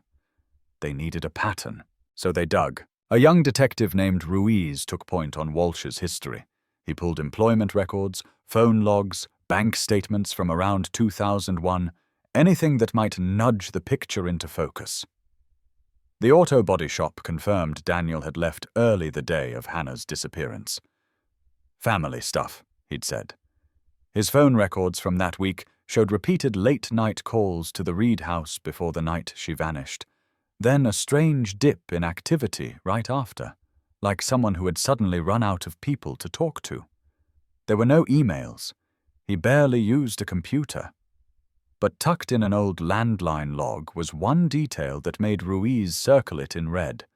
A series of calls, over months, to a payphone 3 blocks from the bus stop Hannah used. It could have been nothing. Or it could have been the shadow of someone watching her routine, dialing a number just to hear the phone ring in a place they could see without being seen. Klein requested cell site data, knowing full well that in 2001, network coverage maps were more suggestion than certainty. Still, they managed to reconstruct a rough picture from what existed. On the night Hannah disappeared, Walsh's phone pinged a tower not near his Capitol Hill apartment, but closer to the bus route. Close enough to matter. Close enough to sit beside the old DMV record like another piece in a puzzle that was starting to resemble a face. They set up quiet surveillance. No sirens, no confrontations, just unmarked cars parked down the block from his building, eyes behind tinted glass, watching the habits of a man who thought he was just living another anonymous day. He went to work. He came home. He bought groceries, drank alone, watched sports. Normal, normal, normal. At first glance, he was every middle-aged man in every city, tired, unremarkable, forgettable. Then the detective started noticing the other things. He avoided the street near the old bus stop, looping around it in awkward detours that added time to simple walks. He flinched at school buses, turned his face away from passing teenage girls as if the sight of them burned. Once, when a trooper's cruiser rolled through the neighborhood with lights off, just patrolling, he ducked into an alley and stayed there until it was gone. Hands pressed flat to the brick like someone bracing for impact. Paranoia or conscience, they couldn't say. But it was movement, and movement in a cold case was life. The decision to speak to the family again fell to Klein. She'd been there at the beginning. She would be there when the past came knocking a second time. She drove to the Reed house on a pale afternoon that looked almost like the day Hannah vanished, the sky that same blank sheet of wet paper. Karen answered the door with the practiced half-smile of someone who'd hosted too many detectives and reporters in her living room. Michael hovered in the doorway to the kitchen, a dish towel in his hands, fingers twisting it into a tight rope. Klein didn't sit right away. She stood by the mantel, where Hannah's photo had been updated incrementally by technology, the old missing poster replaced now by an age progression image showing what she might have looked like in her late 20s. Wider jaw, different hair, stranger's face built on a daughter's bones. "We've reopened her case," Klein said gently. "New unit, new tools. We've found something in the old evidence." Hope flickered in Karen's eyes so fast it was almost painful. "You found her?" she blurted, then clapped a hand over her mouth, as if the words were something dangerous that might break if left exposed. "No," Klein said, and that single syllable carved through the room. "We haven't found her, but we've found a new lead. A strong one." Michael stepped closer. "What kind of lead?" "A DNA match," Klein said. She watched the realization crawl across their faces, saw the way Karen's eyes darted briefly toward the framed photo on the side table, a picture of Hannah sitting on Daniel's shoulders at a family picnic, both of them laughing, as carefree as strangers in an advertisement. "We found male DNA on her necklace. It matches someone close to her." Karen's voice dropped to a whisper. "You mean family?" "We're still working through what it means," Klein said, because in moments like this, precision mattered more than speed. "I need you to think back. Did anyone ever mention fixing her necklace, holding it, borrowing it?" Karen shook her head slowly. "She wore that thing everywhere. Her friend gave it to her. She wouldn't let anyone touch it, not even me. It broke once when she was like 15. Michael took it to a jeweler." She glanced at her husband, who nodded. "I picked it up after," he added. "No one else." "Daniel?" Klein asked carefully. "Did he ever—" "Danny?" Karen cut in. "No. He doted on her, but he's always been weird about personal space, you know? He'd hug her, but he wouldn't. God, are you saying—" "I'm saying the DNA on the clasp belongs to him," Klein said, soft but clear. "We can't explain it any other way right now." Silence dropped over the living room like another layer of dust. Michael's face went pale, then red, then something flatter. Betrayal rearranges a man from the inside out. "No," he said finally. "You've got it wrong. He's my brother-in-law. He was here every day after she went missing. He searched, he cried, People can do terrible things and still cry about them," Klein said gently. "I wish that weren't true." Karen sank onto the couch, hands shaking. "He held me," she whispered. "At the vigils, he said he'd kill whoever took her if he ever found out. He said—" Her voice broke. The sentence never finished. Klein sat now, leaning forward. "We haven't arrested him," she said. "Not yet. We need to build this right. If we move too fast, if we make a mistake, he walks and we don't get another shot. I'm telling you this because you deserve to hear it from me, not from a headline. We're going to bring him in again. It might get ugly. It might get public. I need you to be prepared." Michael's jaw clenched. The towel in his hands twisted so tight the fabric whined. "If he did this," he said, each word measured, "I want to look him in the eye when you put the cuffs on." Later, in a windowless room back at the precinct, the cold case team laid everything they had on a table. Photos, reports, a blown-up still of the bus stop car, the lab match report. They plotted the night again in real time, mapping Hannah's last steps against Walsh's likely movements. Coffee shop to bus to stop to darkness. Overlay, a car that shouldn't have been there, a phone ping that shouldn't have been where it was, a chain that shouldn't have broken in the hands of a man who had no reason to touch it.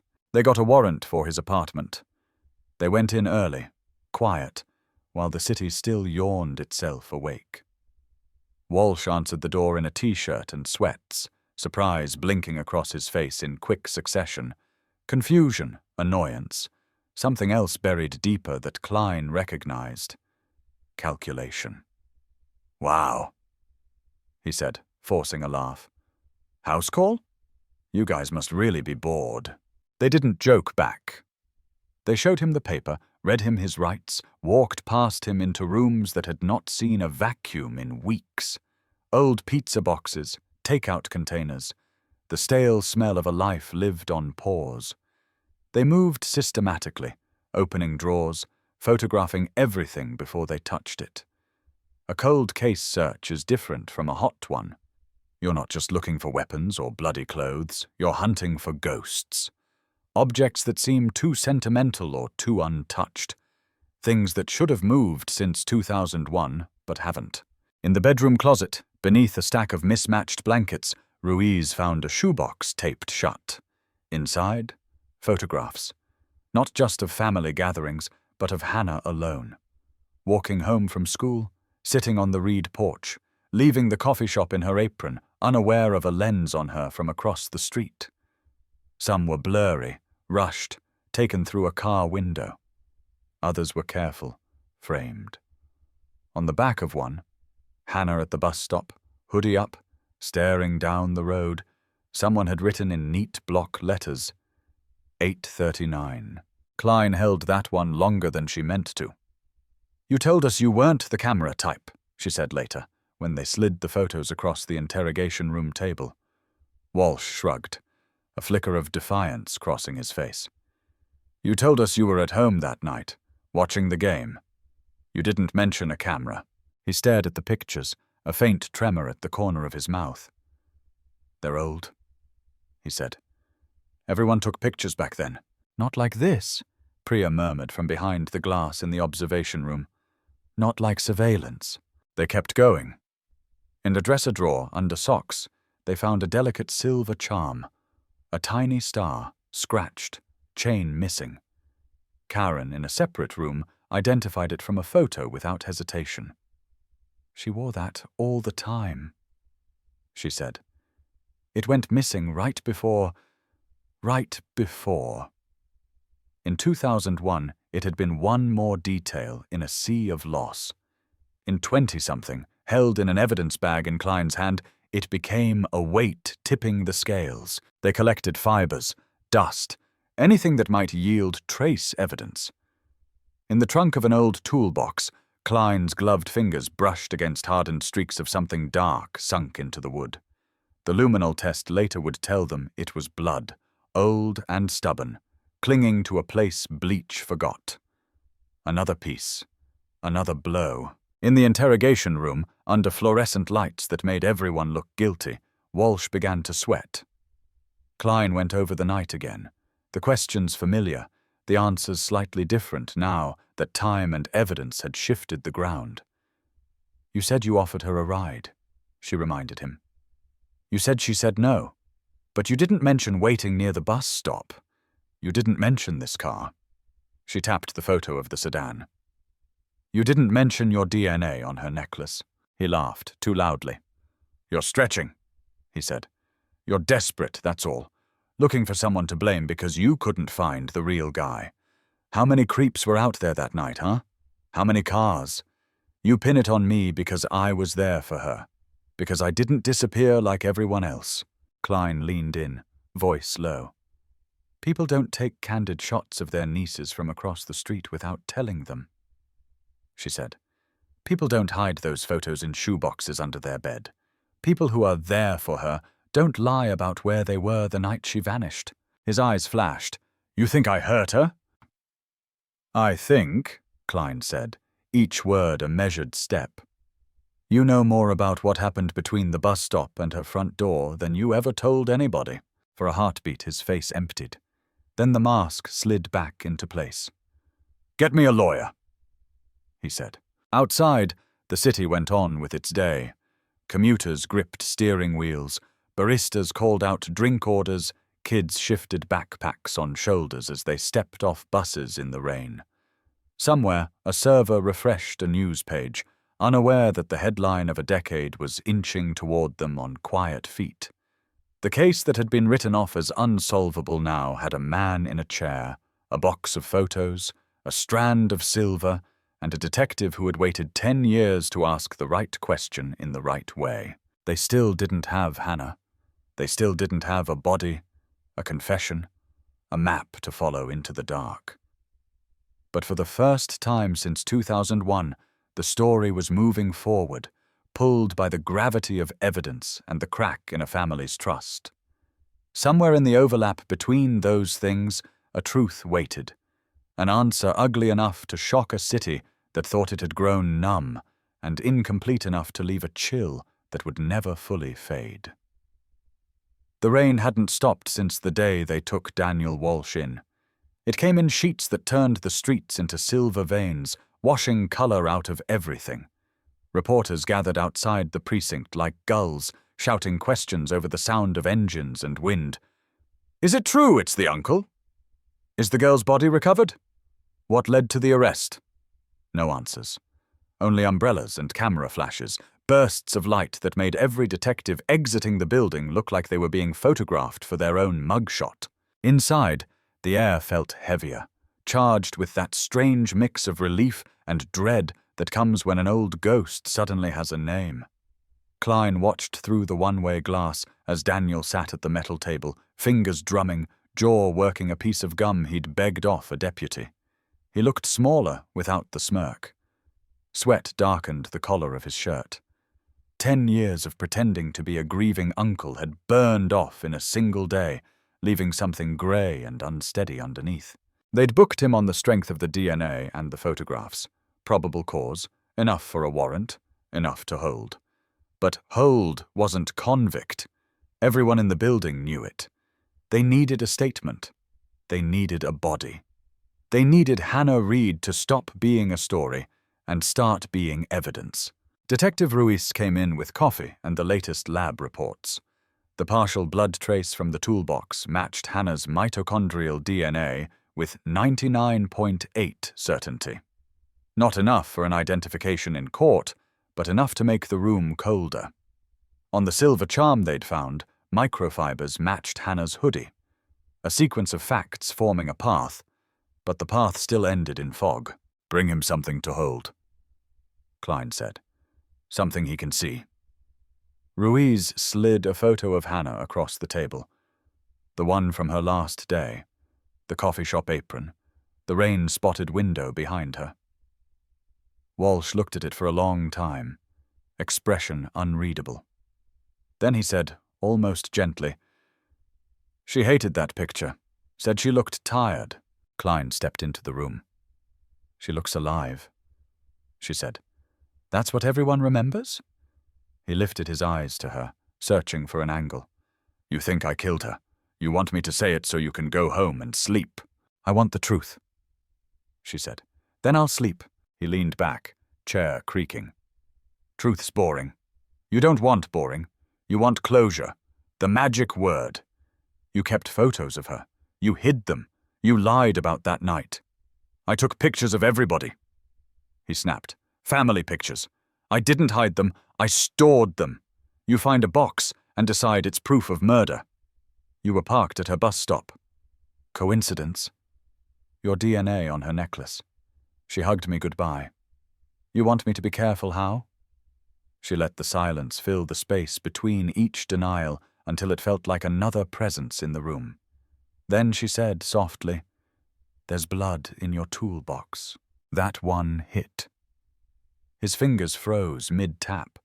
For a heartbeat, something flickered. Memory. Fear. Both. "You're bluffing," he said. "We're not," Klein said. "And it's hers." He stood suddenly, palms flat on the table. "You think you know, but you don't. You've been chasing ghosts for a decade because you can't admit you lost her." Klein stayed seated. "Where is she, Daniel?" He didn't answer, just stared at the wall until his reflection stared back at him through the glass. The DA filed formal charges the next morning. Second-degree murder, pending further evidence. It was cautious, strategic. Without a body, prosecutors had to build a narrative strong enough to carry a jury through the blank spaces.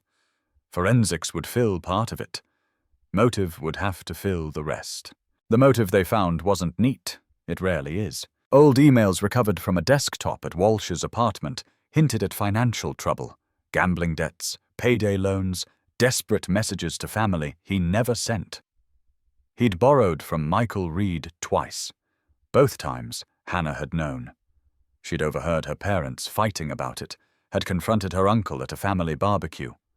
Witnesses remembered tension, whispered arguments behind the garage. One cousin recalled hearing her say, "You're not getting another dime from my dad." Shame, resentment, obsession, the trifecta that turned family into fuse.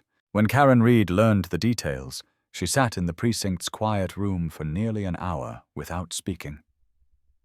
"He was supposed to protect her," she said finally. "He promised me that night he'd drive by to make sure she got home. He was supposed to protect her." Klein said nothing. There was nothing that sounded right in response. 2 weeks later, a warrant allowed them to dig deeper, literally. The same model of tarp that had once wrapped the unknown remains near Snoqualmie Pass matched a purchase on Walsh's old credit card record from a hardware store east of the city. Receipts survived where people didn't. Detectives hiked the terrain again, this time with fresh coordinates derived from cell tower triangulation. The rain had erased most traces of 2001, but not all. Beneath a layer of rockslide debris, a cadaver dog stopped, whined, and pawed at the soil. What they unearthed wasn't a full body, just fragments, a section of femur, a strip of fabric fused to soil, a ring of rust that might once have been a zipper pull. But the bone carried DNA, and DNA carried the name everyone had been saying for years. Hannah Reed. Klein received the call in the middle of the night. The words from the forensics tech were clinical. "Positive identification confirmed!" But the silence after them felt holy, or something close to it. She sat alone at her desk until dawn, the hum of the vending machine filling the space where emotion should have gone.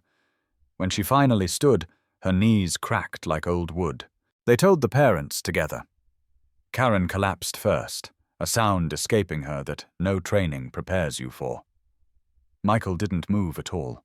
He just sat, eyes fixed on the detective's mouth, as though hearing the confirmation was a test he needed to fail.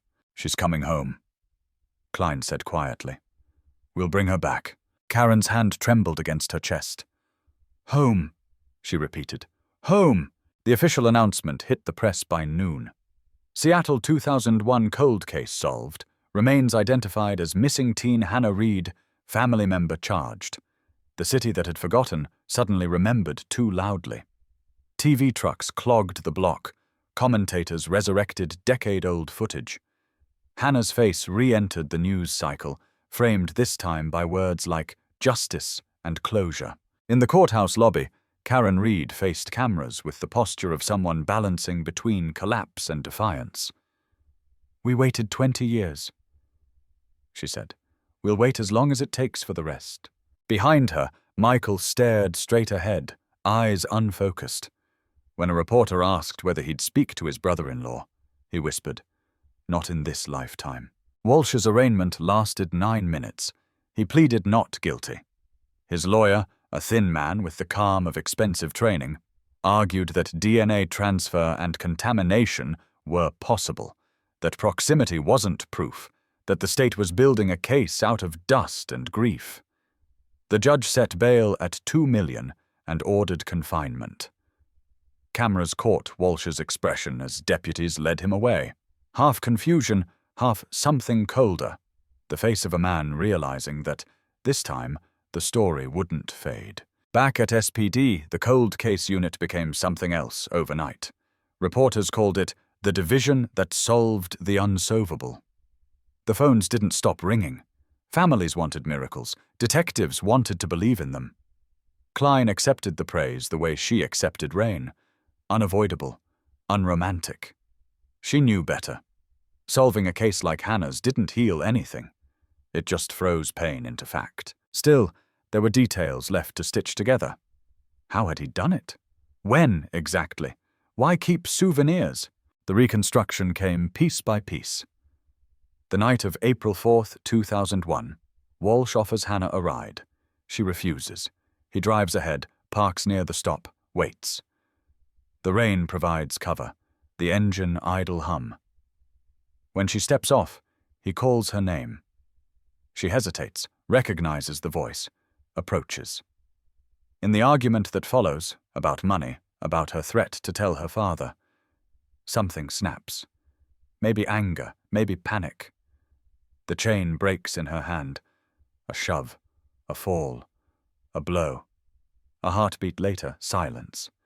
He wraps her in the tarp from his trunk, drives east, buries what he's done under miles of road and a lie he'll rehearse for years.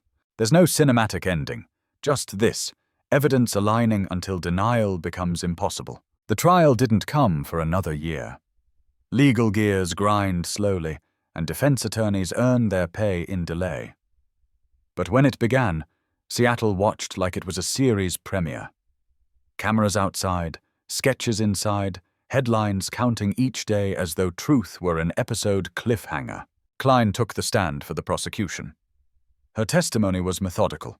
How the cold case review began, how DNA was retested, how the match pointed to Walsh. She avoided adjectives.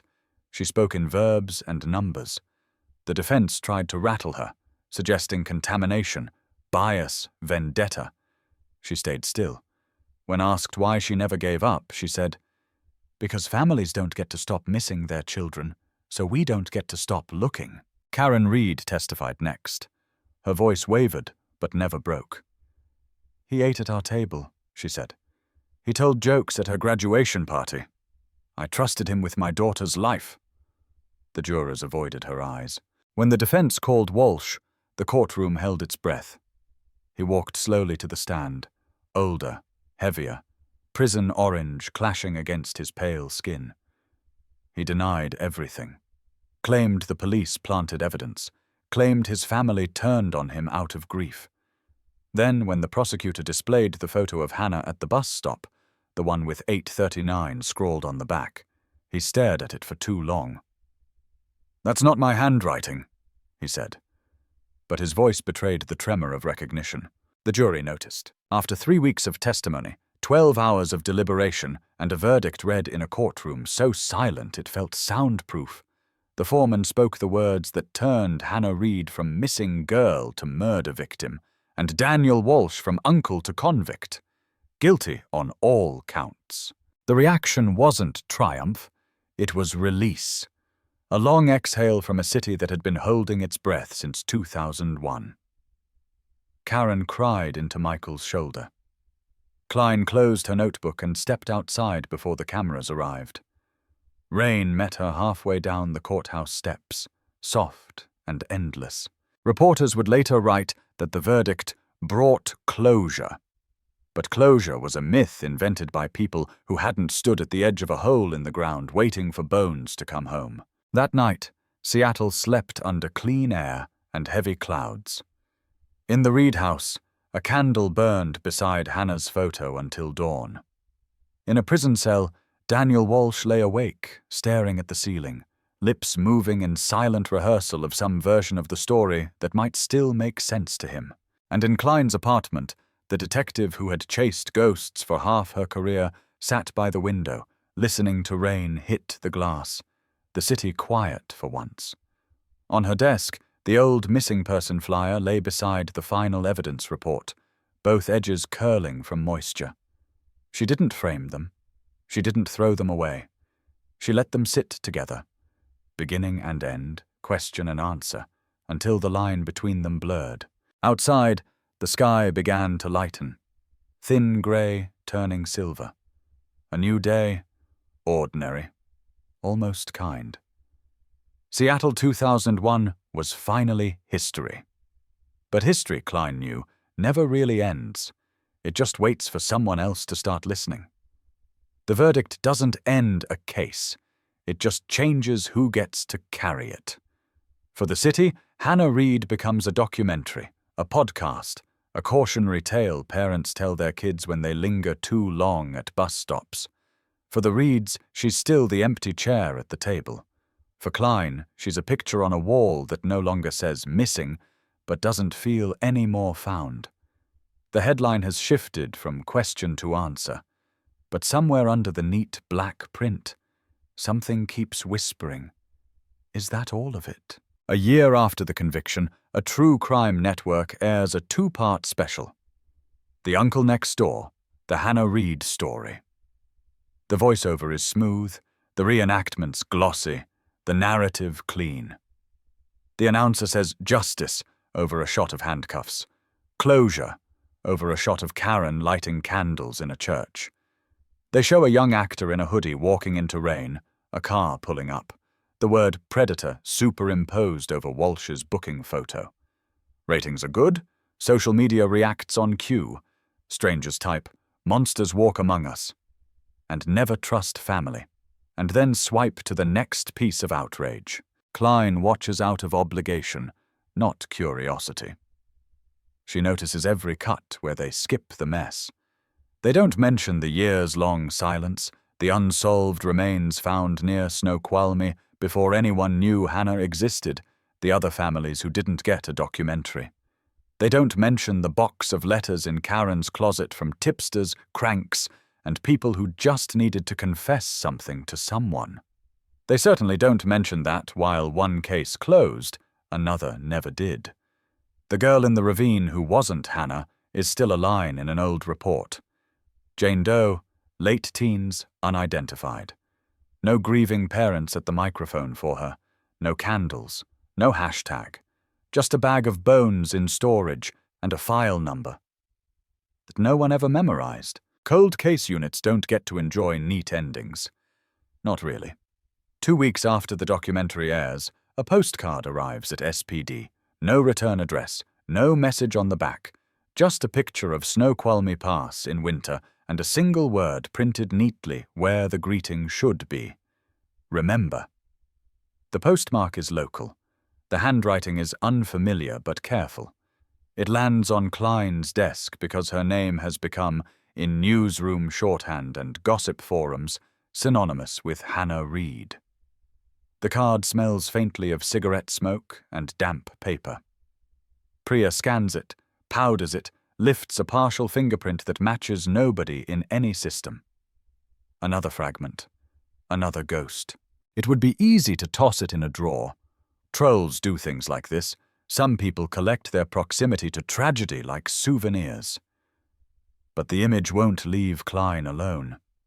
The ravine was where they found Hannah, yes, but also where they'd found the first body years earlier. The one Sarah Cho's team had bagged as Jane Doe. Back then, resources were thin, tech was weaker, attention was elsewhere.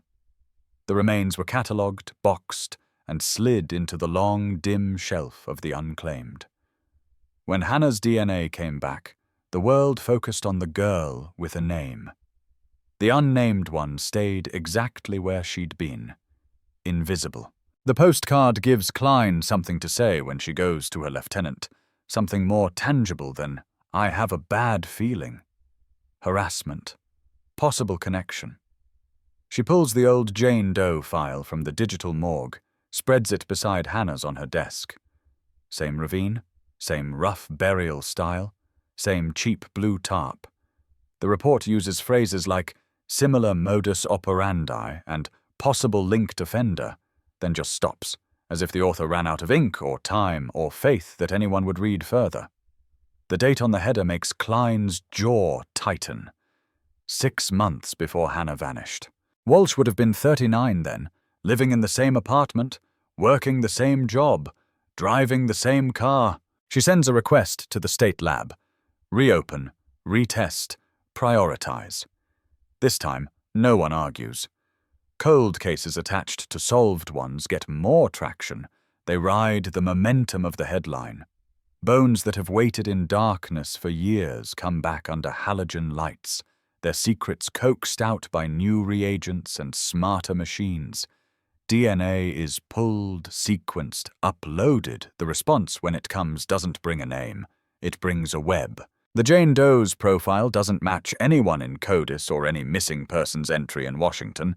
But when the lab runs it through genealogical databases, distant cousins light up on a screen, their family trees branching outward into states Klein has never worked. Ohio, Missouri. A scattered line of relatives who share great-grandparents with a girl nobody claimed. The genealogist they bring in starts building backwards, moving from present-day uploads to older census records, marriage certificates, yellowed birth announcements. It's slow and unglamorous, the opposite of TV forensics. Weeks reduce possibilities. Names prune away. Eventually they arrive at a likely candidate. A 19-year-old from Ohio who disappeared during a Greyhound trip west in 2000, last seen changing buses in Spokane. Her family reported her missing, but the report never crossed state lines properly. Somewhere between two jurisdictions, she fell through a crack. Her name was Leela Compton. She liked loud music and quieter boys. She was heading to Seattle to start over after a fight with her parents. She never arrived.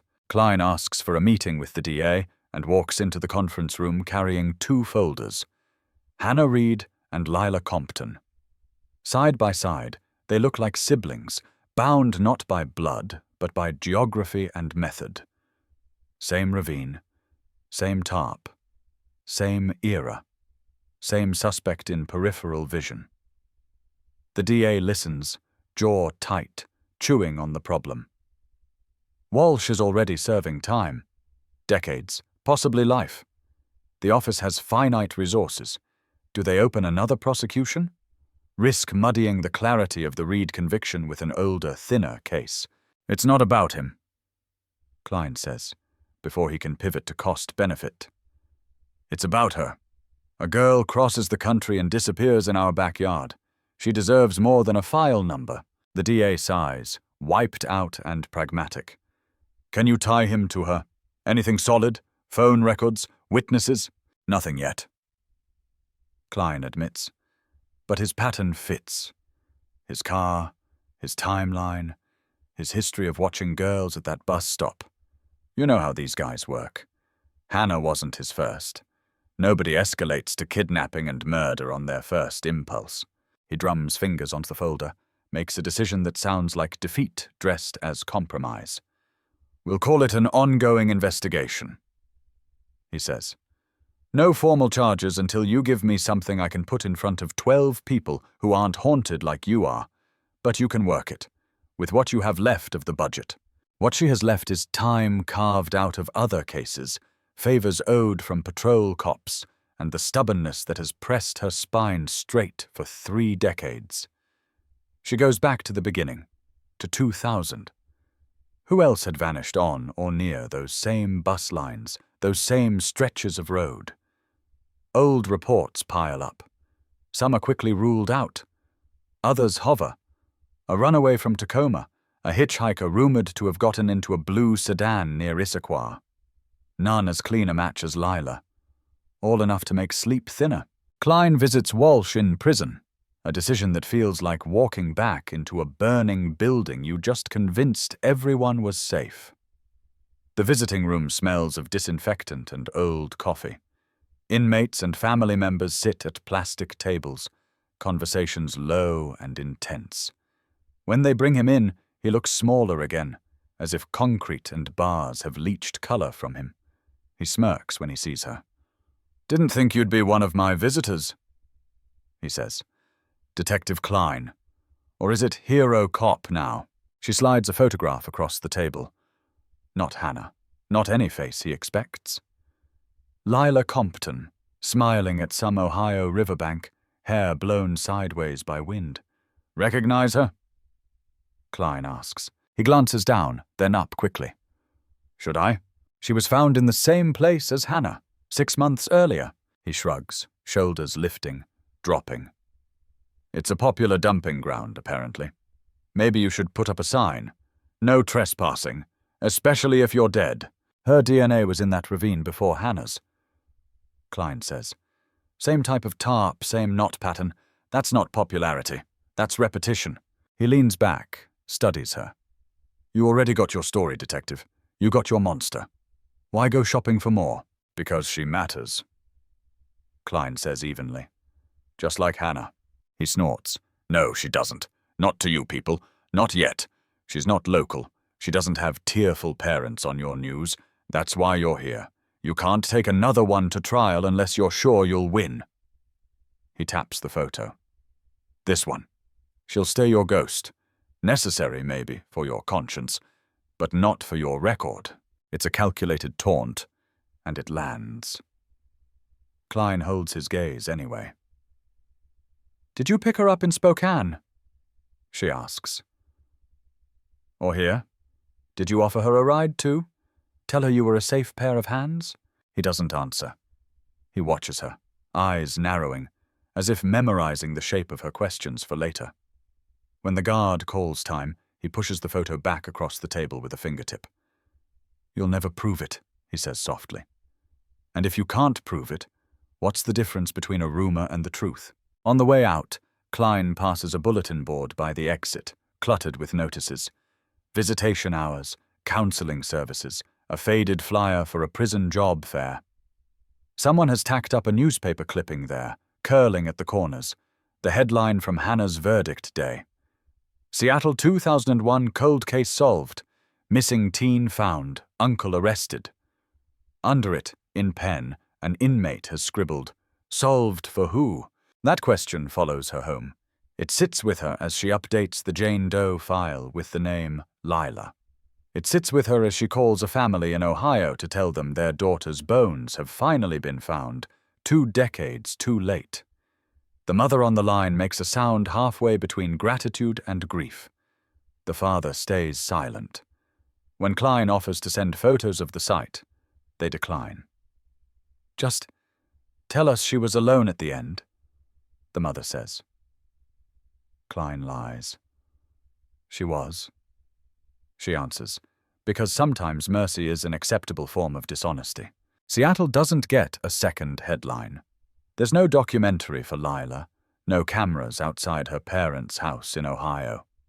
In the SPD cold case room, her file slides onto a shelf beside others, its tab labeled now, but still edged in uncertainty.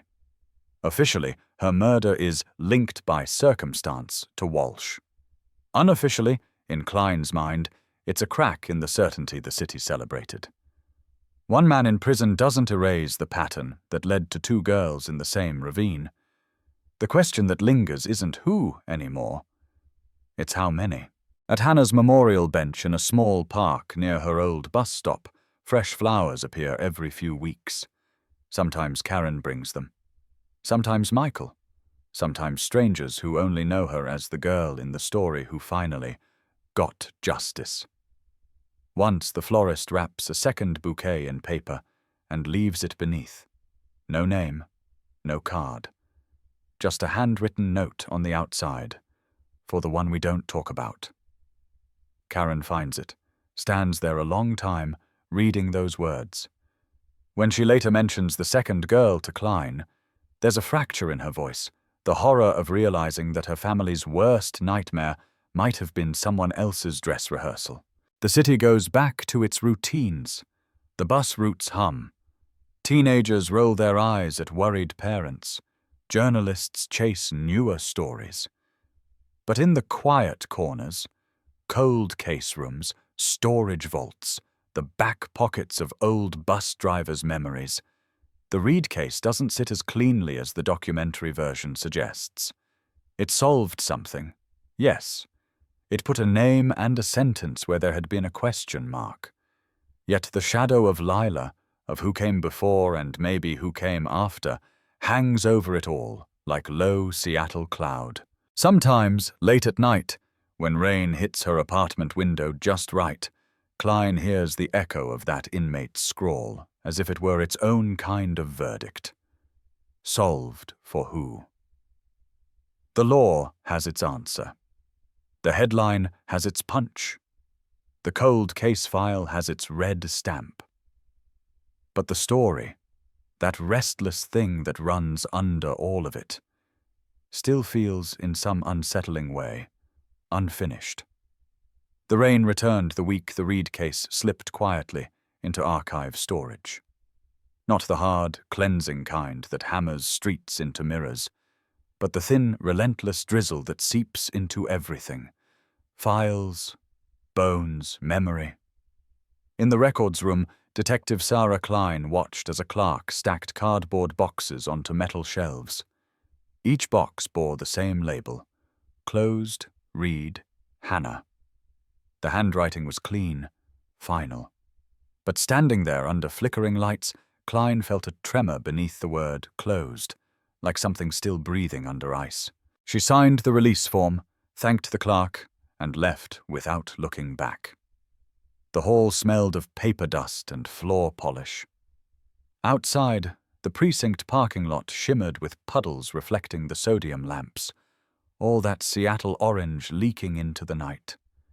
She sat in her car for a long time, engine off, listening to the rain tick across the windshield like static.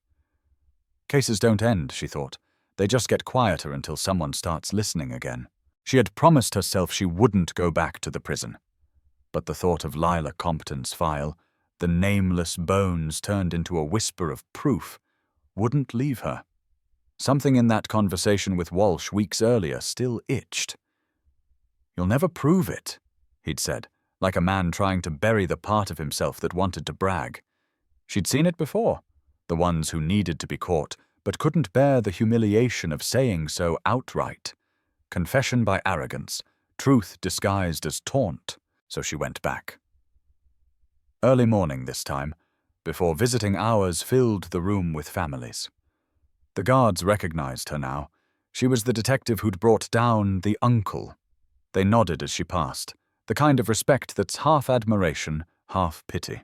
Walsh was waiting, seated at the same table as before, that faint smirk already there, as if she were the predictable part of his week. "Detective Klein," he said. "Back to check if I've found God yet." She sat. "Just answers. Those are rarer. I found another girl," she said. "Name was Lila Compton. You remember her?" He blinked once, then looked down, elbows on the table. "I remember a lot of girls," he said finally. "You'll have to narrow it down." She was 19, from Ohio. Stopped here in 2000, ended up in the same ravine where we found Hannah. He tilted his head, feigned curiosity. "That so? Same tarp? Same knot pattern? Same kind of rope? You used a double half hitch with reverse coil. Not common. You learned that somewhere." He smiled. Small, sharp. "My dad was Navy. Taught me knots before I could drive. You think that's proof?" "I think it's habit," she said. "The kind you don't forget." He leaned closer, lowering his voice. "You really want to know what happened in that ravine? You wouldn't like it." Klein didn't flinch. "Tell me anyway." He studied her for a moment, like he was choosing which story to feed her. Then he sat back. "You think I'm the only one who knew about that place? You think I found it all by myself? People dump things in woods all the time, detective. Garbage, furniture, mistakes." He smiled without showing teeth. "Sometimes you just happen to be driving past when someone else's mistake catches your eye." "You're saying there was someone else," she said carefully. "I'm saying maybe you should stop assuming every monster wants credit. Some of us are just witnesses with bad timing." He laughed softly. It was the kind of laugh that dared her to believe him. Klein had seen liars and manipulators, but there was something in his tone that didn't quite fit the usual pattern. He was enjoying himself, yes, but not out of control. more like someone who'd found a new variable in an equation he thought he'd already solved. "You want me to chase ghosts?" she said. He shrugged. "Isn't that your job?" 2 nights later, an envelope arrived at her apartment door. No postage, no address, hand-delivered. Inside, a single photograph printed on cheap, glossy paper. It showed the ravine at night, flashlight beams cutting through mist. And in the corner, half obscured by shadow, the shape of a man standing just beyond the tape line. Not any Officer Klein recognized. On the back of the photo, written in the same neat block letters she'd seen before on Hannah's evidence photo, were 3 words. He wasn't alone. Klein stared at it for a long time, pulse ticking in her throat. There were only 2 people who could have written that way. Vega, her old mentor, long retired and living somewhere on the coast. Or Walsh, through some proxy outside prison walls. Both possibilities were bad. Either meant someone had access to internal evidence photos that were never made public. She scanned the image under a desk lamp. The figure was too blurred for ID, but the outline of his jacket, broad-shouldered, workman's cut, reflective striping along the sleeves, looked familiar. She went back through the original Reed case photos, scrolling frame by frame through the search teams at the ravine. Halfway through, she froze. One of the volunteers, listed as Local Search and Rescue, wore the same jacket, same build. Name: Frank Toller. Civilian volunteer, electrician, 45 at the time, lived near Issaquah. Gave a brief statement saying he'd joined the community search because he knew the area. No record, no reason for suspicion. Until now. Klein ran his name through state databases. Address still valid, no criminal history, no traffic tickets. A ghost wrapped in normalcy. She hesitated before flagging it. If she was wrong, she'd be chasing shadows again. If she was right, Hannah Reed's story was bigger and darker than anyone had ever imagined. She pulled the Lila Compton report again. The tarp, the knots, the timing. Something about them had always felt practiced, as if Walsh had learned, refined, perfected. What if he hadn't been working alone the first time? What if he'd learned from someone? She brought it to Priya. "Run Toller through every connection to Walsh you can find," she said. "Work, neighbors, online history, everything."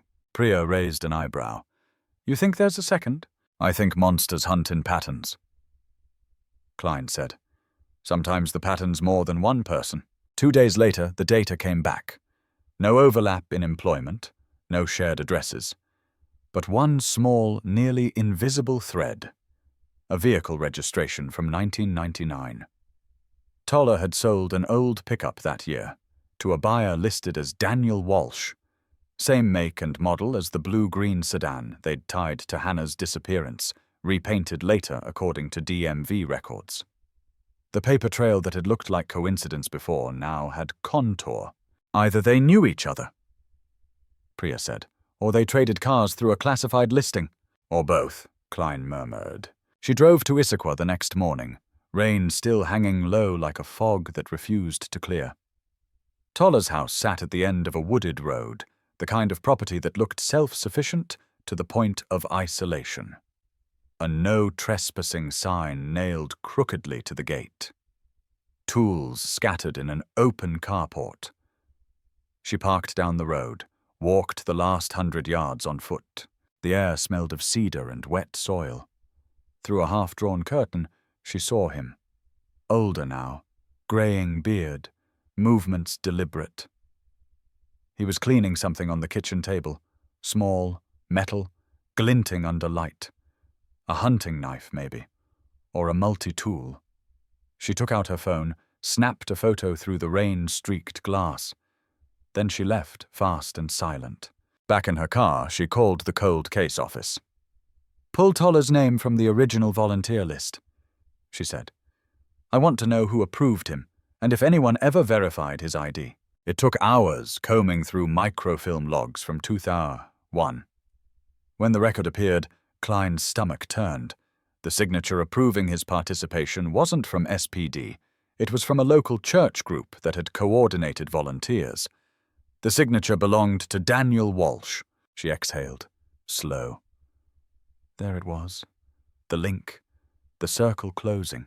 By nightfall, she had enough to request a formal re-investigation order. The lieutenant hesitated. "He's an old man," he said. "We're already stretching on this. You sure you're not seeing ghosts?" "Ghosts don't sign volunteer forms," Klein replied. They tailed Toller for 3 days. He moved like someone with nowhere urgent to be. Groceries, hardware store, home, normal, boring, invisible. But patterns emerge in monotony.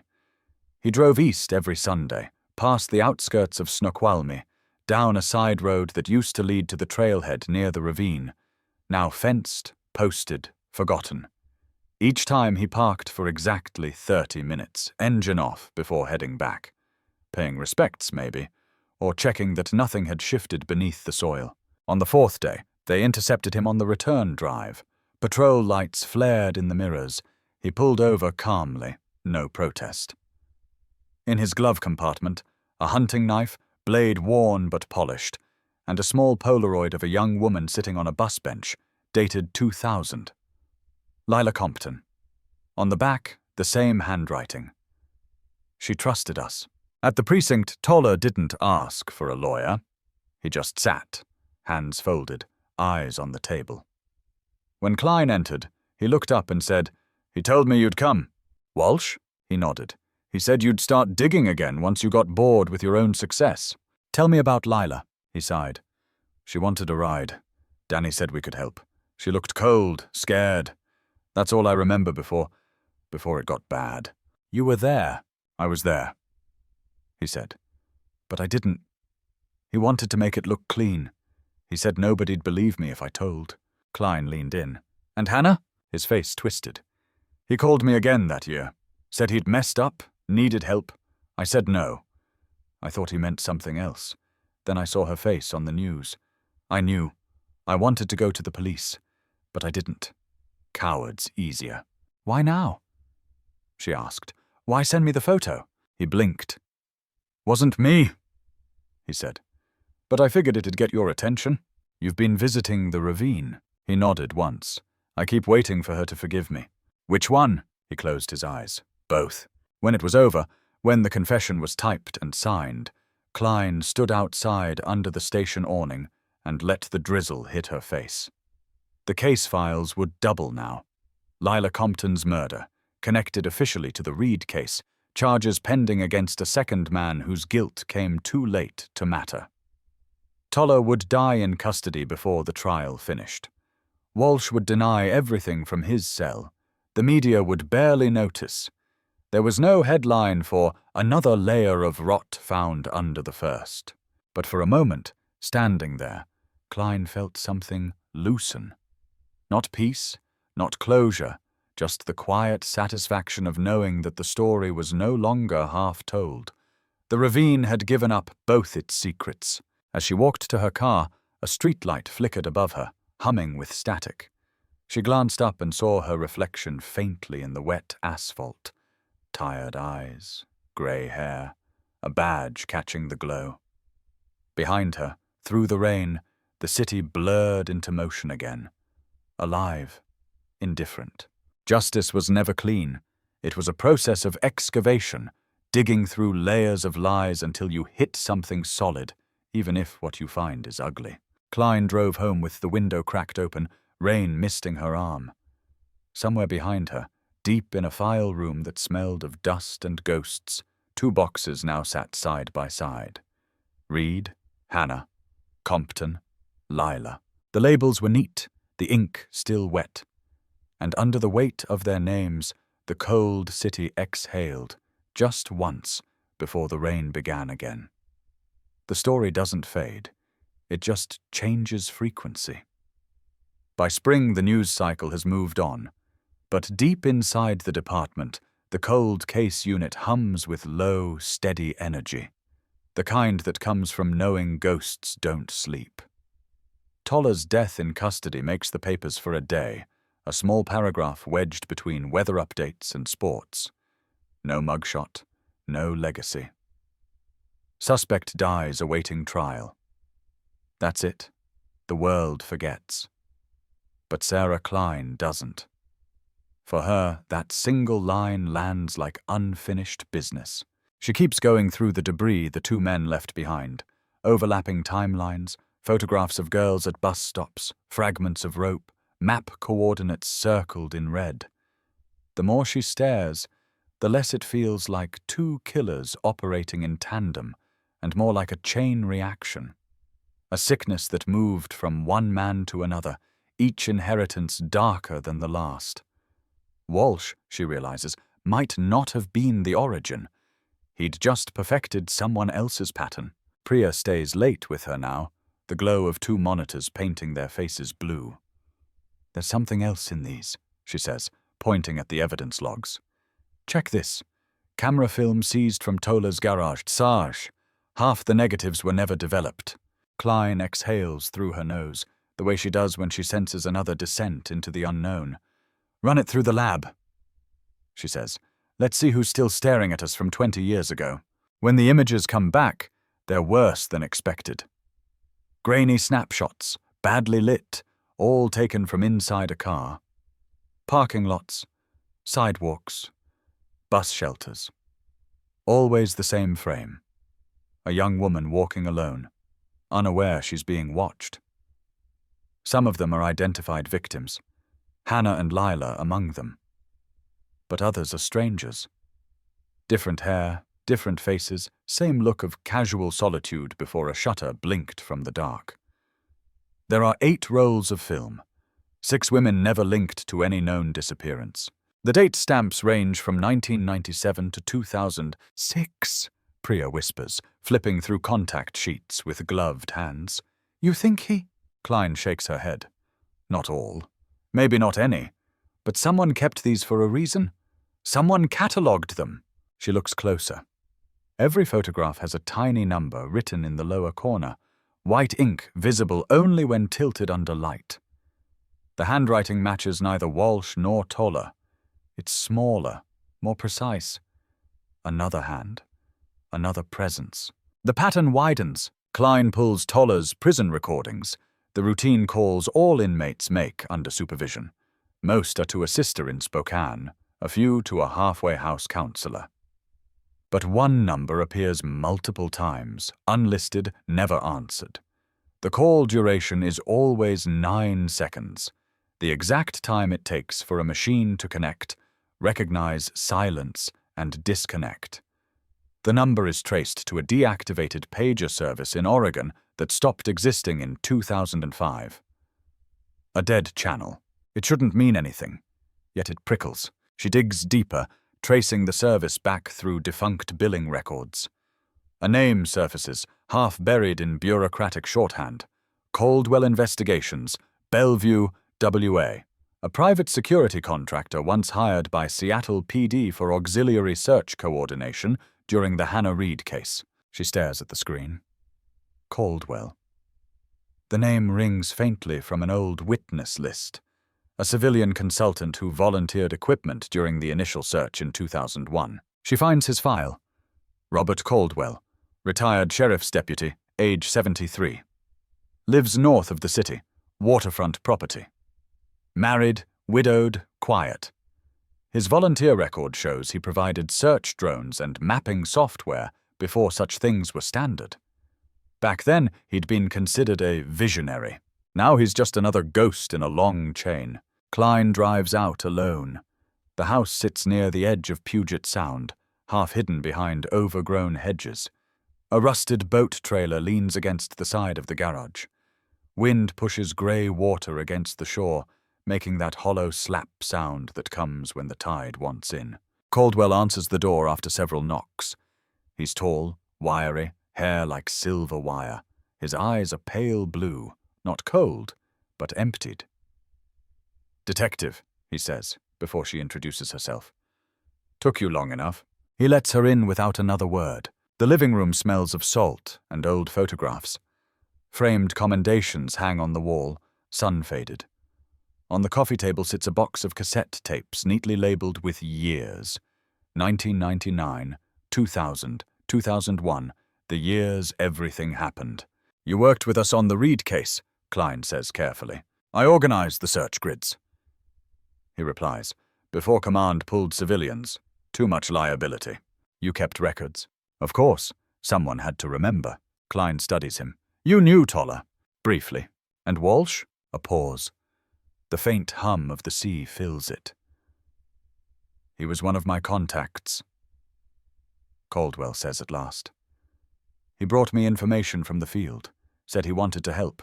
What kind of information? He looks at her like a teacher gauging whether the student is ready for the answer. Coordinates. Names of girls who rode alone, the kind who thought they were safe. The air goes tight. You're telling me he fed you victims? I'm telling you, Caldwell says, that we were looking for patterns long before you ever called it a case.